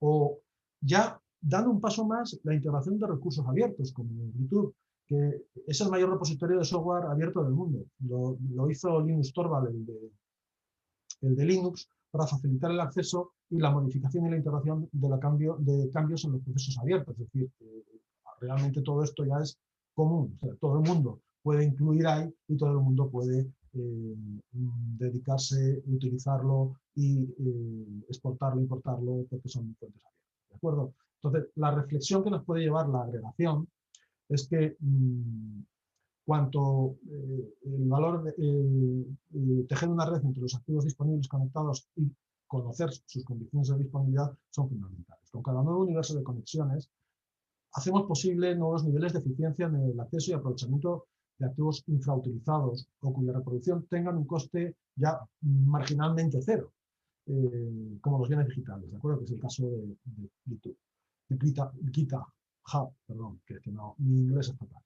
Bien. Otro de las palancas donde nos podemos apalancar son los usuarios. Los podemos empoderar. Y podemos darles mayores capacidades. Y cuantas más capacidades les demos, más las podemos aprovechar si somos conscientes de que las podemos aprovechar, y mayor es el potencial de crecimiento que tiene la organización. Fijaos, el caso de Netflix. En Netflix, por ahora, el usuario solo consume. Tenemos una capacidad de consumo brutal, pero solo consume. No hay más. Sin embargo, en FON, la empresa creada en 2005 para suscripciones de ADSL, ya hicieron algo que ahora ya está muy de moda. Pero es que dentro de nuestro router puede haber una zona privada y otra abierta para el resto de gente, para generar una red global de acceso Wi-Fi, de forma que el consumidor que tiene esta parte pública, además de la privada, en su router, pasa a ser proveedor. Y por último tenemos, bueno, aquella en la que se pueden hacer múltiples roles, como puede ser pues LinkedIn, ¿no? Al final, la reflexión es que la irresistible emergencia del ciudadano productor genera esta capacidad, o tenemos que aprovecharnos de esta emergencia, pero sí hay que tener en cuenta que tenemos que crear métodos e incentivos para la participación y la interacción. La combinación quizá de la educación que hemos recibido, que cada vez es más amplia, y la extensión de la conectividad, que cada vez es mayor, dota a los ciudadanos de nuevas capacidades productivas y nuevas posibilidades para intercambiar y crear conjuntamente. Lo que hemos dicho y lo que Dontas con Wikinomics denomina herramientas de colaboración masiva. Luego tenemos el instrumentar, el apalancarse en los socios. Instrumentarse supone que cuanto más se facilite una organización de terceros desarrollen sus propias propuestas comerciales sobre su negocio, mayor será el potencial de crecimiento. Ahora, ¿qué herramientas facilitamos a terceros para que creen este valor? Pues fijaos, en el caso de Airbnb solamente podemos ser proveedores, no hay más. ¿Funciona? Sí, porque está apalancado en Airbnb, está apalancado en cuanto a agregar, porque el inventario de Airbnb es súper fácil con respecto a Meliá o con respecto a cualquier otro que tenga la agregación propia de propiedad individual. Pero aquí son como proveedores. Sin embargo, hay otros que hay un mercado compartido, como lo que hizo Acena Health, que en un momento determinado lo que hacían esta gente son herramientas abiertas para sanitarios, etcétera, etcétera, para que pudiera gestionar el cobro, los tratamientos, etcétera, etcétera. Y lo que hizo es que puso una parte de todos sus aplicativos, de todo su desarrollo, de todas sus herramientas, para que otros pudieran desarrollar nuevos instrumentos, y así creció exponencialmente. Y también tenemos en libertad de desarrollo y oferta de servicios, pues tenemos en lo más arriba, en lo de co-crear, tenemos, pues, por ejemplo, la plataforma Arduino, que es una plataforma de hardware libre que mucha gente que se dedica a esto pues habrá utilizado, y que realmente allí podemos utilizarlo de forma co-creada. La reflexión en un mundo de estándares la competencia es entre ecosistemas. Es decir, BlackBerry fracasó absolutamente cuando Apple con iTunes o Android con su Google Play se abrieron a la co-creación de forma brutal. Apalancarse en los socios supone, por tanto, diseñar modelos de negocio que aspiren a generar más valor del que necesita la organización para su supervivencia, instrumentando a terceros para el desarrollo de su propia visión empresarial, pero teniendo siempre en cuenta que hay que ser capaces de captar ese valor. ¿De acuerdo? Bien, y por último tenemos el compartir conocimiento. Esto es apalancarse en la comunidad. Cuanto mayores sean los recursos y conocimientos se pongan a disposición de la organización, o que ponga la organización a la disposición de una comunidad, mayor es el potencial que tendremos de crecer. ¿En qué condiciones pueden los recursos de la organización ser utilizados por otros?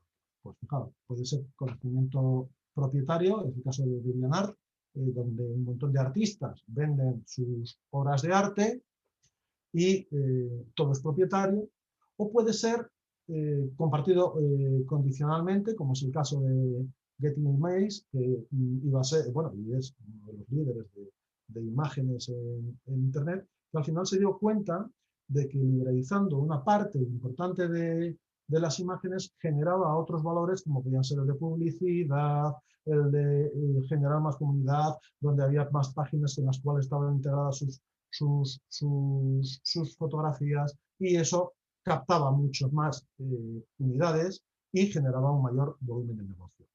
Y también tenemos conocimiento abierto como PLOS ONE, que es una revista científica de libre acceso, creada en 2016, y que ya en 2010, en 2006, perdón, en 2010 ya era la publicación científica con mayor número de artículos científicos por año.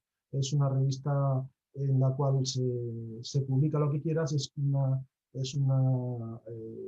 un contraste por pares. Bueno, al final, la comunidad va más allá del mercado, incluso se le puede comer. Son las herramientas que hemos dicho de colaboración masiva. Pasamos del conocimiento propietario a liberar al menos parte de ese conocimiento para alimentar la comunidad e integrar este conocimiento como propio. Aquí hay una forma muy importante de generar un mayor volumen de negocio. Podemos pasar, si queréis, a visualizar. Voy un poquito ya pasado de tiempo, por eso no lo voy a hacer muy rápido, a visualizar diferentes empresas y cómo se apalancan en los diferentes ejes que hemos visto. Por ejemplo, en el caso de Airbnb, el inventario es distribuido, no es propietario, no es centralizado, pero tampoco es común. Es decir, no hay gente que ocupe casas o cosas así que sea permitido. Los usuarios son usuarios y productores, obviamente, porque pueden usarlo y además pueden poner a disposición sus inmuebles. No hay una instrumentación de los socios, realmente solamente es un proveedor. Airbnb solamente es un proveedor de una plataforma y nada más. Y el conocimiento es propietario por parte de Airbnb. Veis que va cambiando en cada uno de Android o en Netflix. Y bueno, este modelo de negocio de Netflix dentro de poco posiblemente cambie algo. Ellos ya van dando pistas, pero lo iremos viendo porque me parece que tienen bastantes ideas en ese sentido. Bueno, ahí veis cómo cualquier idea de negocio, cualquier empresa, cualquier plataforma puede ser analizada con estas cinco palancas. Vale. Bien. Pero además de las palancas, existen los principios generativos con estas palancas, obviamente. ¿Qué ocurre? Fijaos, al final, al analizar las correlaciones que existen entre estas 5 palancas y las velocidades de crecimiento en usuarios e ingresos de las organizaciones estudiadas, desde Javi Creus en Ideas for Change, dedujeron 3 principios generativos del crecimiento exponencial, que son el alcance, la interacción y la resiliencia. Son fundamentales en el diseño de la estrategia de cualquier organización o cualquier empresa. El alcance conecta, supone la interacción de conectar y de compartir, la interacción de agregar y de empoderar, y la resiliencia de instrumentar y compartir. Vamos a ver. Alcance. ¿Cuál es el alcance potencial de la organización? El alcance potencial de la organización surge de la correlación entre las palancas compartir y conectar. Y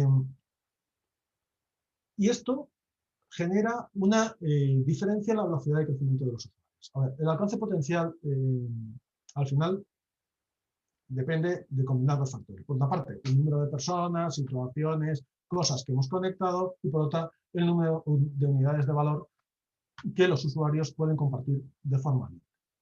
¿Qué ocurre, por ejemplo? Dentro del alcance basado en las redes, es decir, ha conseguido alcance, sobre todo, teniendo en cuenta las redes. Pues, por ejemplo, es el caso de Netflix. ¿Por qué es el caso de Netflix? Porque lo que hizo Netflix para conseguir tener un alcance mucho mayor, fue darse cuenta de que si aumentaba la posibilidad de conectarse cuantas más redes mejor, su capacidad de crecimiento era mucho mayor. Entonces lo que hizo fue siguiente: colaborar con todo tipo de fabricantes, con Sony, PlayStation, Microsoft, Xbox, con Apple, con el sistema operativo de Apple se conectaba también, con Android a través de Google, que estuvieran en posición de desarrollar una red de pantallas conectadas y de forma que así podía integrar su producto. Y entonces creció exponencialmente, tuvo un alcance brutal basándose en estas redes. Lo mismo hizo Microsoft con respecto a Apple cuando Apple las pasó tan canutas. Apple estaba muy encerrado en su propio microordenador, que también es verdad que tiene recintos, y sin embargo lo que hizo Microsoft es que funcionaba en cualquier patata clónica, que tú construías con 4 cacharros un ordenador y le metías en Microsoft, en Windows, primero en MS2 y posteriormente en Windows, y aquello funcionaba, con lo cual corría. Era mucho más amplio las conexiones que había conseguido. Pero también podemos tener un alcance basado en la apertura. En este caso es YouTube. Ahí tenéis todo metido y realmente es en el compartir conocimiento donde YouTube consigue aumentar su alcance. Entonces, la reflexión que podemos conseguir es que más allá de las estrategias de alcance basadas en una sola palanca, interesa diseñar combinaciones en las que ambas se refuercen mutuamente y conseguir que estas dos vayan de forma conjunta. La siguiente es de interacción. ¿Qué vienen a hacer los usuarios de nuestra organización y qué más pueden hacer? Preguntémonos, ¿qué hacen y qué pueden hacer además? Esto correlaciona a la palanca agregar, que sabéis que es meter inventario cuanto más fácil mejor, y empoderar, darle más roles al usuario. Entonces, al final, realmente, cuando hablamos de interacción basada en inventario, obviamente podemos hablar de Spotify. Es decir, ha crecido tan brutalmente que es capaz de tener interacciones mucho más potentes. Y otra, basada en los roles de usuario, que los permite prácticamente todos, es Wikipedia. Al final, no todos los incrementos, eso sí que tenerlo en cuenta, no todos los incrementos de inventario, nosotros podemos ampliar muchísimo el inventario, tienen la capacidad de generar interacción, porque obviamente tienen que ser un tipo de incremento de inventario muy de acuerdo a los intereses de nuestros usuarios. Y no todos los roles propuestos o imaginados para los usuarios pueden tener sentido para ellos. Y tenemos que tener también en cuenta a qué tipo de usuario estamos llegando. Y por eso luego vamos a hablar de las combinaciones virtuosas. ¿De acuerdo? El último de los principios generativos es la resiliencia. Capacidad de adaptarnos, capacidad de sobrevivir, capacidad de que nuestra organización pase con los momentos críticos de la mejor forma posible. Trata de correlacionar las palancas de instrumentar y compartir. La resiliencia de una organización depende, por tanto, según este análisis, del número de socios de negocio que hayan desarrollado su oferta comercial y sus modos de vida sobre los estándares del mercado de la propia organización, y el número de ciudadanos que consideran como propios los recursos abiertos a la organización. Es decir, cuanto más abiertas tenemos, evidentemente, más capacidades tendremos de sobrevivir. Así, podemos tener una resiliencia basada en instrumentar, que es el caso de Arduino, que hemos visto antes, o una resiliencia basada en la apertura, que es el caso de Wikipedia. ¿Qué reflexión podríamos tener? Que la resiliencia, entendida como la capacidad de anticipar y adaptarse, resulta fundamental para no experimentar una pérdida inesperada de la posición alcanzada. Y eso va a suponer hacer determinadas cosas que vamos a ver en las combinaciones. Bueno, aquí tenemos a Wikipedia, lo hemos planteado, en las combinaciones virtuosas. 3 combinaciones virtuosas. Hemos visto ya los ejes, las palancas, hemos visto las interacciones, los principios generativos, perdón, y hemos visto ahora las combinaciones virtuosas. Como hemos dicho antes, no todas las combinaciones de las palancas, entre palancas, son viables ni productivas. Lo que sí es cierto, 2 cosas. En el medio está la virtud, porque una estructura de negocio que intente extenderse simultáneamente por todas estas palancas que hemos visto, tendrá un potencial de crear un montón de valor. Pero no solamente se trata de crearlo, sino también hay que capturarlo. Que mucho abarca, poco aprieta, podría ser la máxima en este sentido. Pero también es verdad que una estrategia empresarial que depende exclusivamente de sus capacidades capturará pues, absolutamente todo el valor que crea, pero su potencial de crecimiento será muy, muy pequeño. Ahí estará, tendrá un techo de cristal, ¿vale? Entonces, desde Ideas for Change se establecen 3 combinaciones virtuosas de niveles de apertura y apoyo en el ecosistema de negocios. Y configuran estos modos viables para apalancarse en el crecimiento y la captura de valor en servicios, en mercados y en comunidades. Y todo pivota, estas combinaciones en servicios, mercados y comunidades, todo pivota con respecto al tipo de unidades que se utilizan para construir la propuesta de valor, ya sean activos, ya sean distribuidos o ya sean comunes. Ya estén aquí, aquí o aquí, ¿vale? Entonces, la primera, bueno, las 3 combinaciones virtuosas, que yo tengo una pregunta, pero las 3 juntas, si veis, una, el caso de las comunidades, el inventario es común, en el caso de los mercados, el inventario es distribuido, y en el caso de los servicios, el inventario es centralizado. De esta forma, cuando hablamos de servicios, hablamos de activos propios, de servicios y de reto de acceso a esos servicios. Porque los servicios proveen accesos a bienes centralizados en propiedad o aquellos sobre los que se han obtenido algún tipo de derecho. Los servicios solo proveen como rol básico de los usuarios el de consumidor. Usuarios, ¿lo veis? Ahí. El reto de los servicios es el acceso al mercado de los potenciales consumidores. Cuantos más, mejor. Por lo tanto, instrumentar a terceros para que completen la oferta comercial de la organización puede resultar eficaz a la hora de acelerar el crecimiento. Es decir, lanzarse a instrumentar.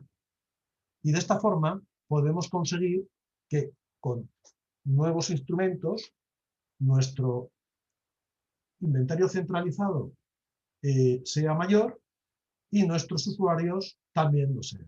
Esta es la importancia, crecer para acá. Esta sería una forma, una combinación virtuosa entre estos ejes, ¿de acuerdo?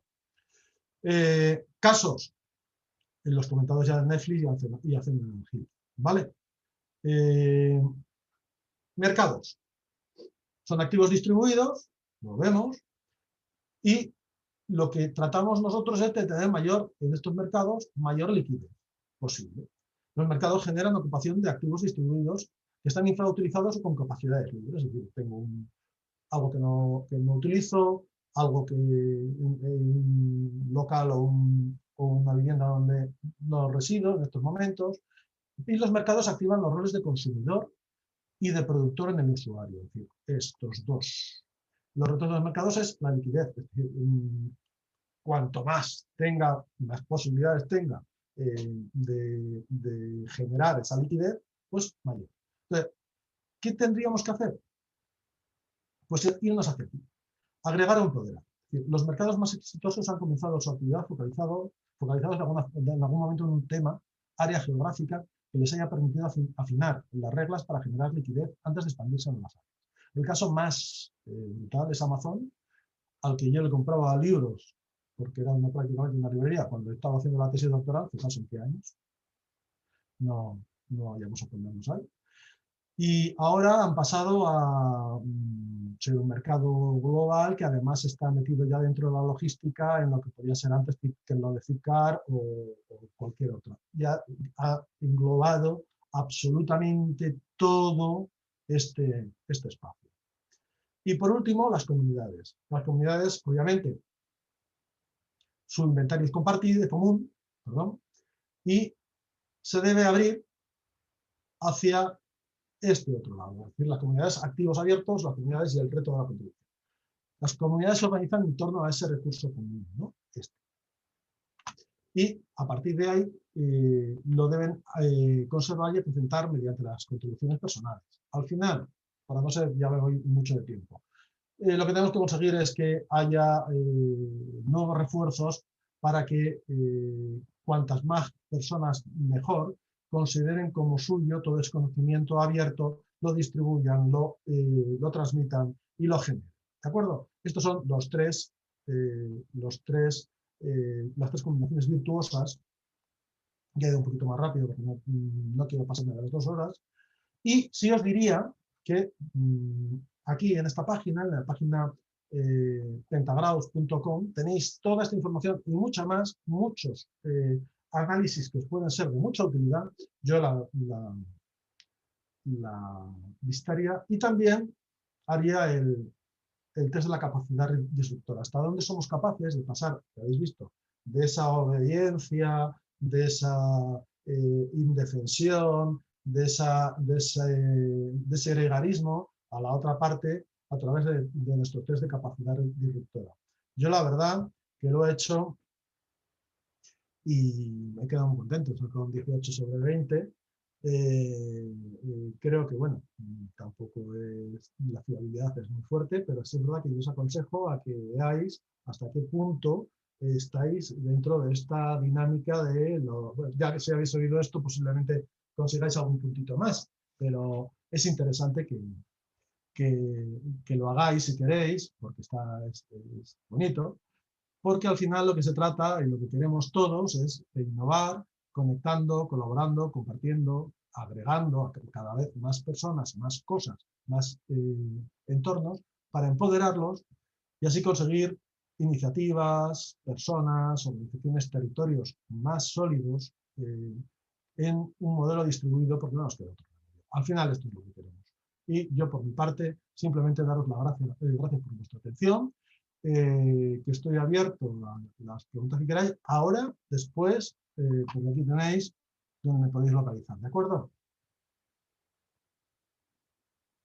Muchas gracias. Muy bien, muchísimas gracias, Joseba. Deja ya si quieres de compartir pantalla y empezamos entonces el turno de preguntas.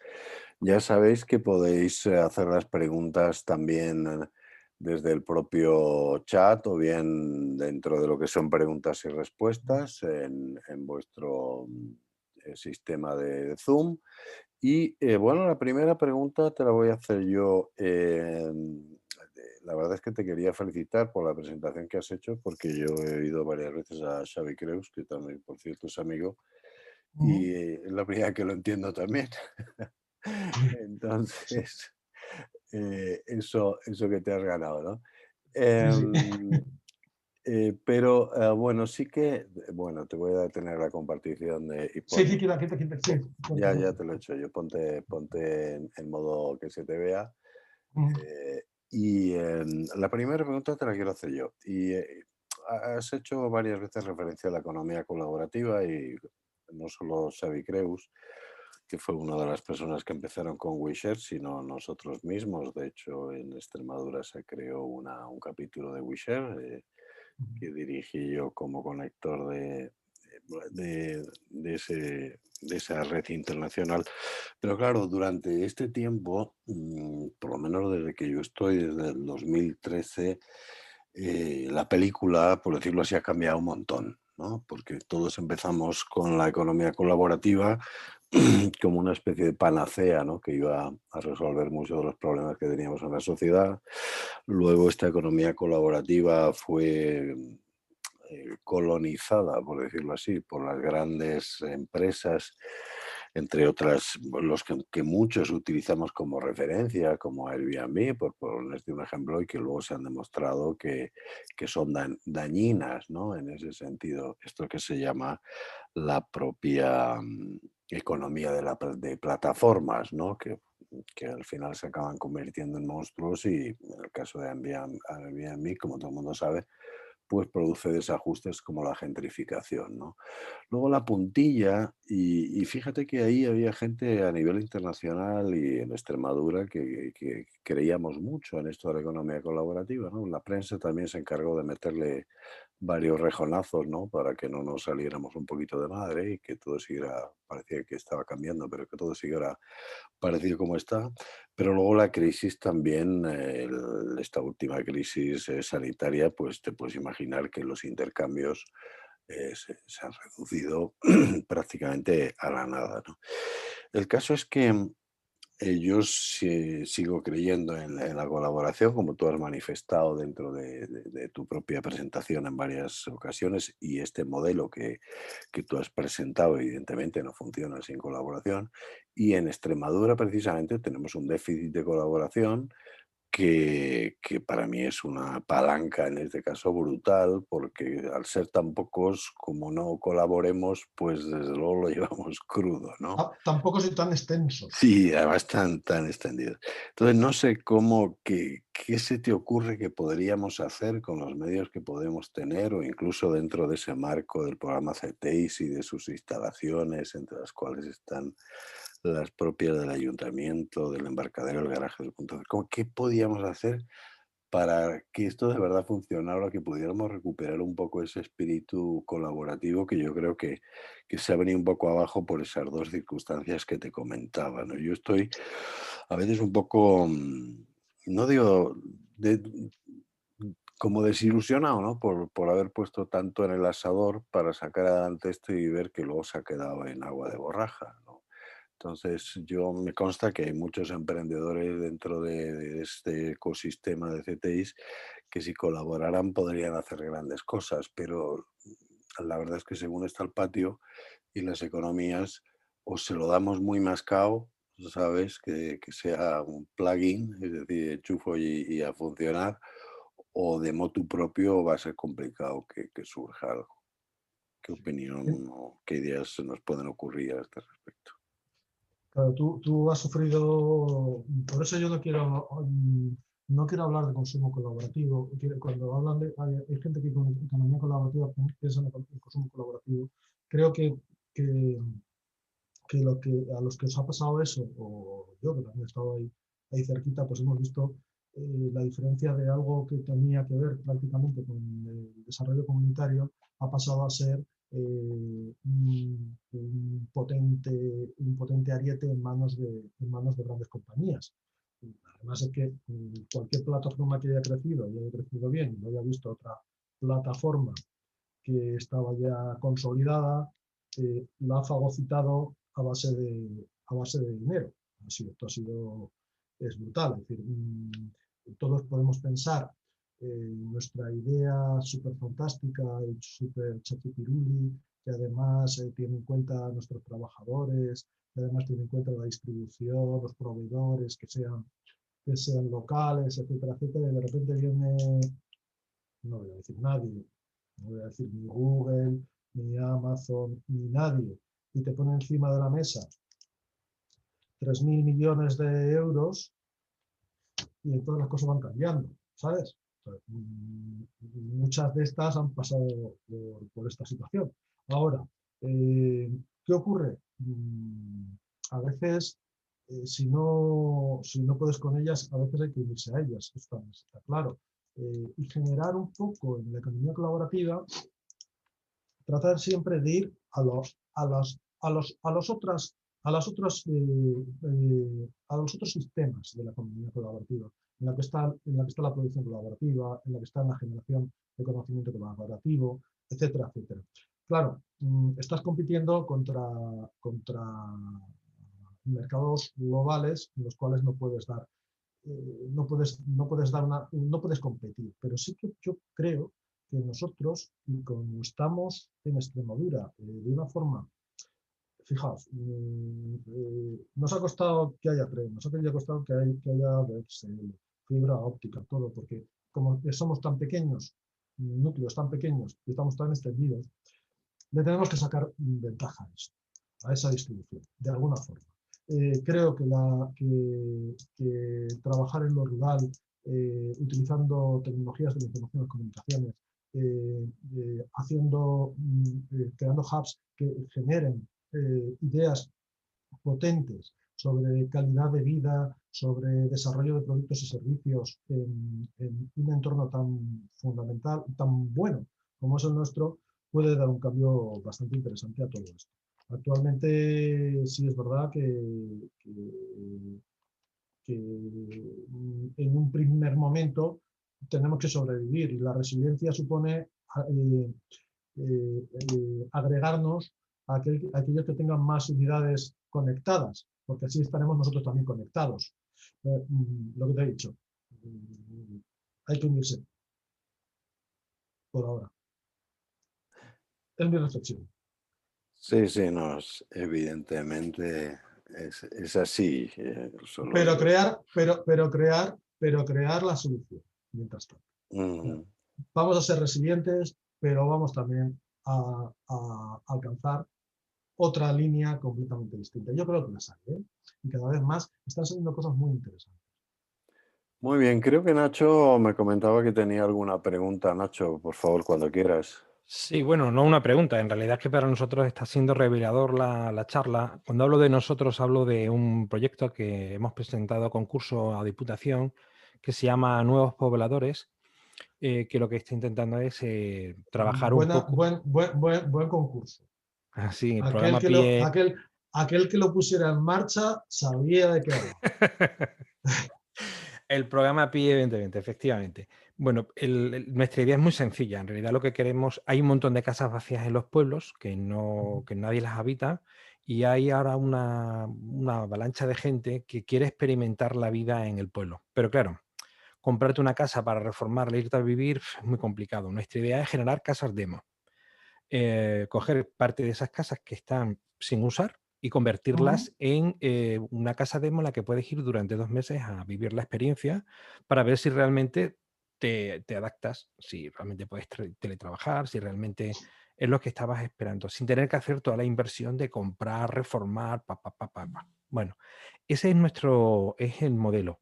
Y cuando hemos visto las palancas de crecimiento, ostras, se nos ha abierto básicamente necesitamos una tutoría contigo para ver Sí, cómo necesitamos una tutoría porque en realidad lo que queremos algunas de las palancas las tenemos planteadas, posiblemente muy mal definidas, y nos ha parecido muy, muy interesante pues, algunos de los aspectos. Por ejemplo, el empoderamiento en este caso, si te das cuenta, es un proyecto muy social. Es un sí, proyecto. pero tiene una pinta. Me está empezando a hacer. Aquí Chup, ya. chup la cabeza, ¿no? Ya cueces. Sí. Bueno, pues yo cuanto antes, si pudiéramos incluso a lo largo del día quedar, porque en realidad tenemos que ver cómo aterrizamos muchos modelos. Claro, nosotros estamos viendo ahora mismo la capacidad integradora de Airbnb para captar viviendas. En nuestro caso vamos a tener ese problema. Tenemos el problema de cómo hacemos que la gente no quiera ceder sus viviendas para meterlas dentro del programa de Casa Demo, que van a percibir dinero por ello, pero tenemos que ver todo esto, ¿no?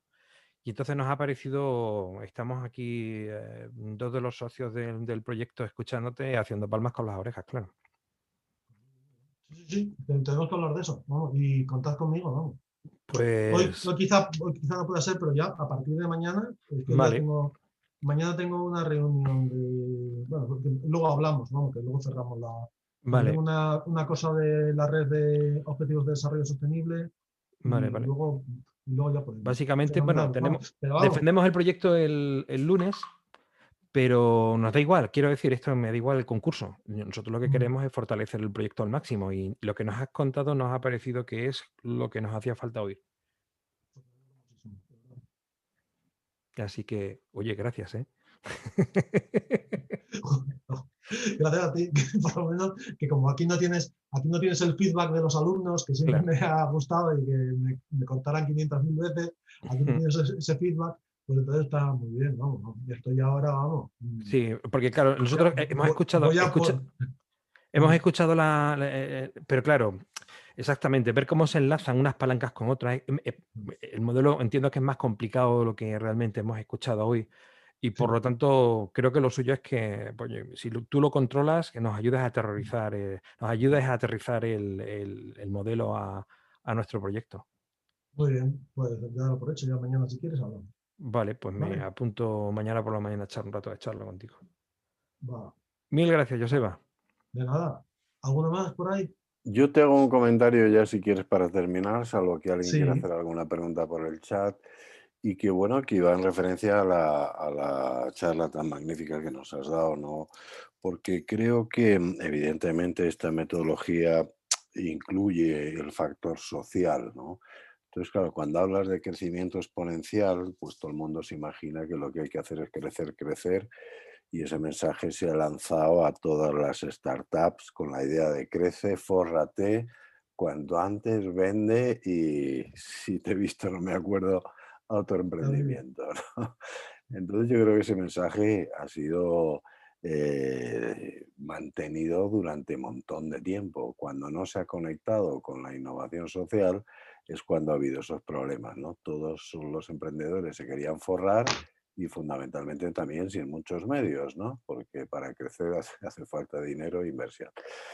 Entonces, creo que viene muy al pelo para intentar situar la verdadera esencia de lo que es el emprendimiento, que no hay crecimiento si no es a costa de aportar algo a la propia sociedad, ¿no? Y la gente es más lista de lo que parece. Cuando te ven venir y que solo vienes a por la pasta, pues rápidamente te ponen la, la etiqueta, ¿no? De hecho, es curioso porque fíjate que me imagino que sabes que hay movimientos muy similares a los de Airbnb, pero que se construyen desde cooperativas de plataforma, como es el caso de unos italianos que han creado Fairbnb y que es una cooperativa que alquila también viviendas, pero ellos son los propietarios de la plataforma. Es decir, el negocio no lo hace solo una empresa que se forra, sino que esa ganancia está redistribuida. Entonces, en ese sentido, yo creo que deberíamos desmitificar el enriquecimiento rápido de los emprendedores para empezar a, a incentivar precisamente ese crecimiento en base a valores sociales, ¿no? Y Porque la verdad exactamente que hay, tiene que haber hay más, que, más mentalidad de eso. Hay mucha gente enseñando a ganar pasta y poca gente enseñando a solucionar problemas de la sociedad con los cuales también se puede ganar dinero, ¿no?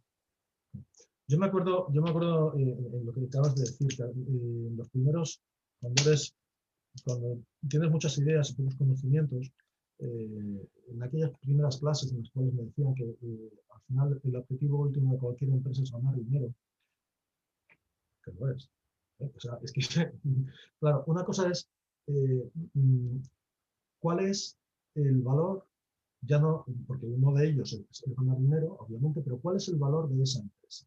El valor de esa empresa no solamente está en ganar dinero, ¿de acuerdo? Sino que está en generar mayores recursos medioambientales, porque además es que eso supone un valor de la empresa. O sea que ser capaces de tener indicadores que al final nos conviertan nuestro balance, nuestro PIB, no en un PIB en el cual solamente se vea el ingreso bruto y punto, sino que eso suponga cuánto estamos generando de oxígeno al medio ambiente, qué capacidad de participar, de decidir, de mejorar tienen todos nuestros proveedores o hasta qué punto todos nuestros proveedores lo están haciendo de una forma justa, en mercados justos. Nuestros financiadores son financiadores realmente que responden no a un lucro absoluto, sino que realmente están estableciendo intereses y, capital, una transacciones de capitales que realmente son sostenibles y justas, etcétera, etcétera, pues eso a mí me parece que tiene que formar parte del balance de cualquier organización, de cualquier empresa y de cualquier iniciativa empresarial. Y que eso hay que apoyarlo desde desde las administraciones, desde los grupos sociales, desde cualquiera de los niveles en los cuales se tiene capacidad de decisión. Es así. Sin perder de vista que hay que ganar dinero, ¿eh?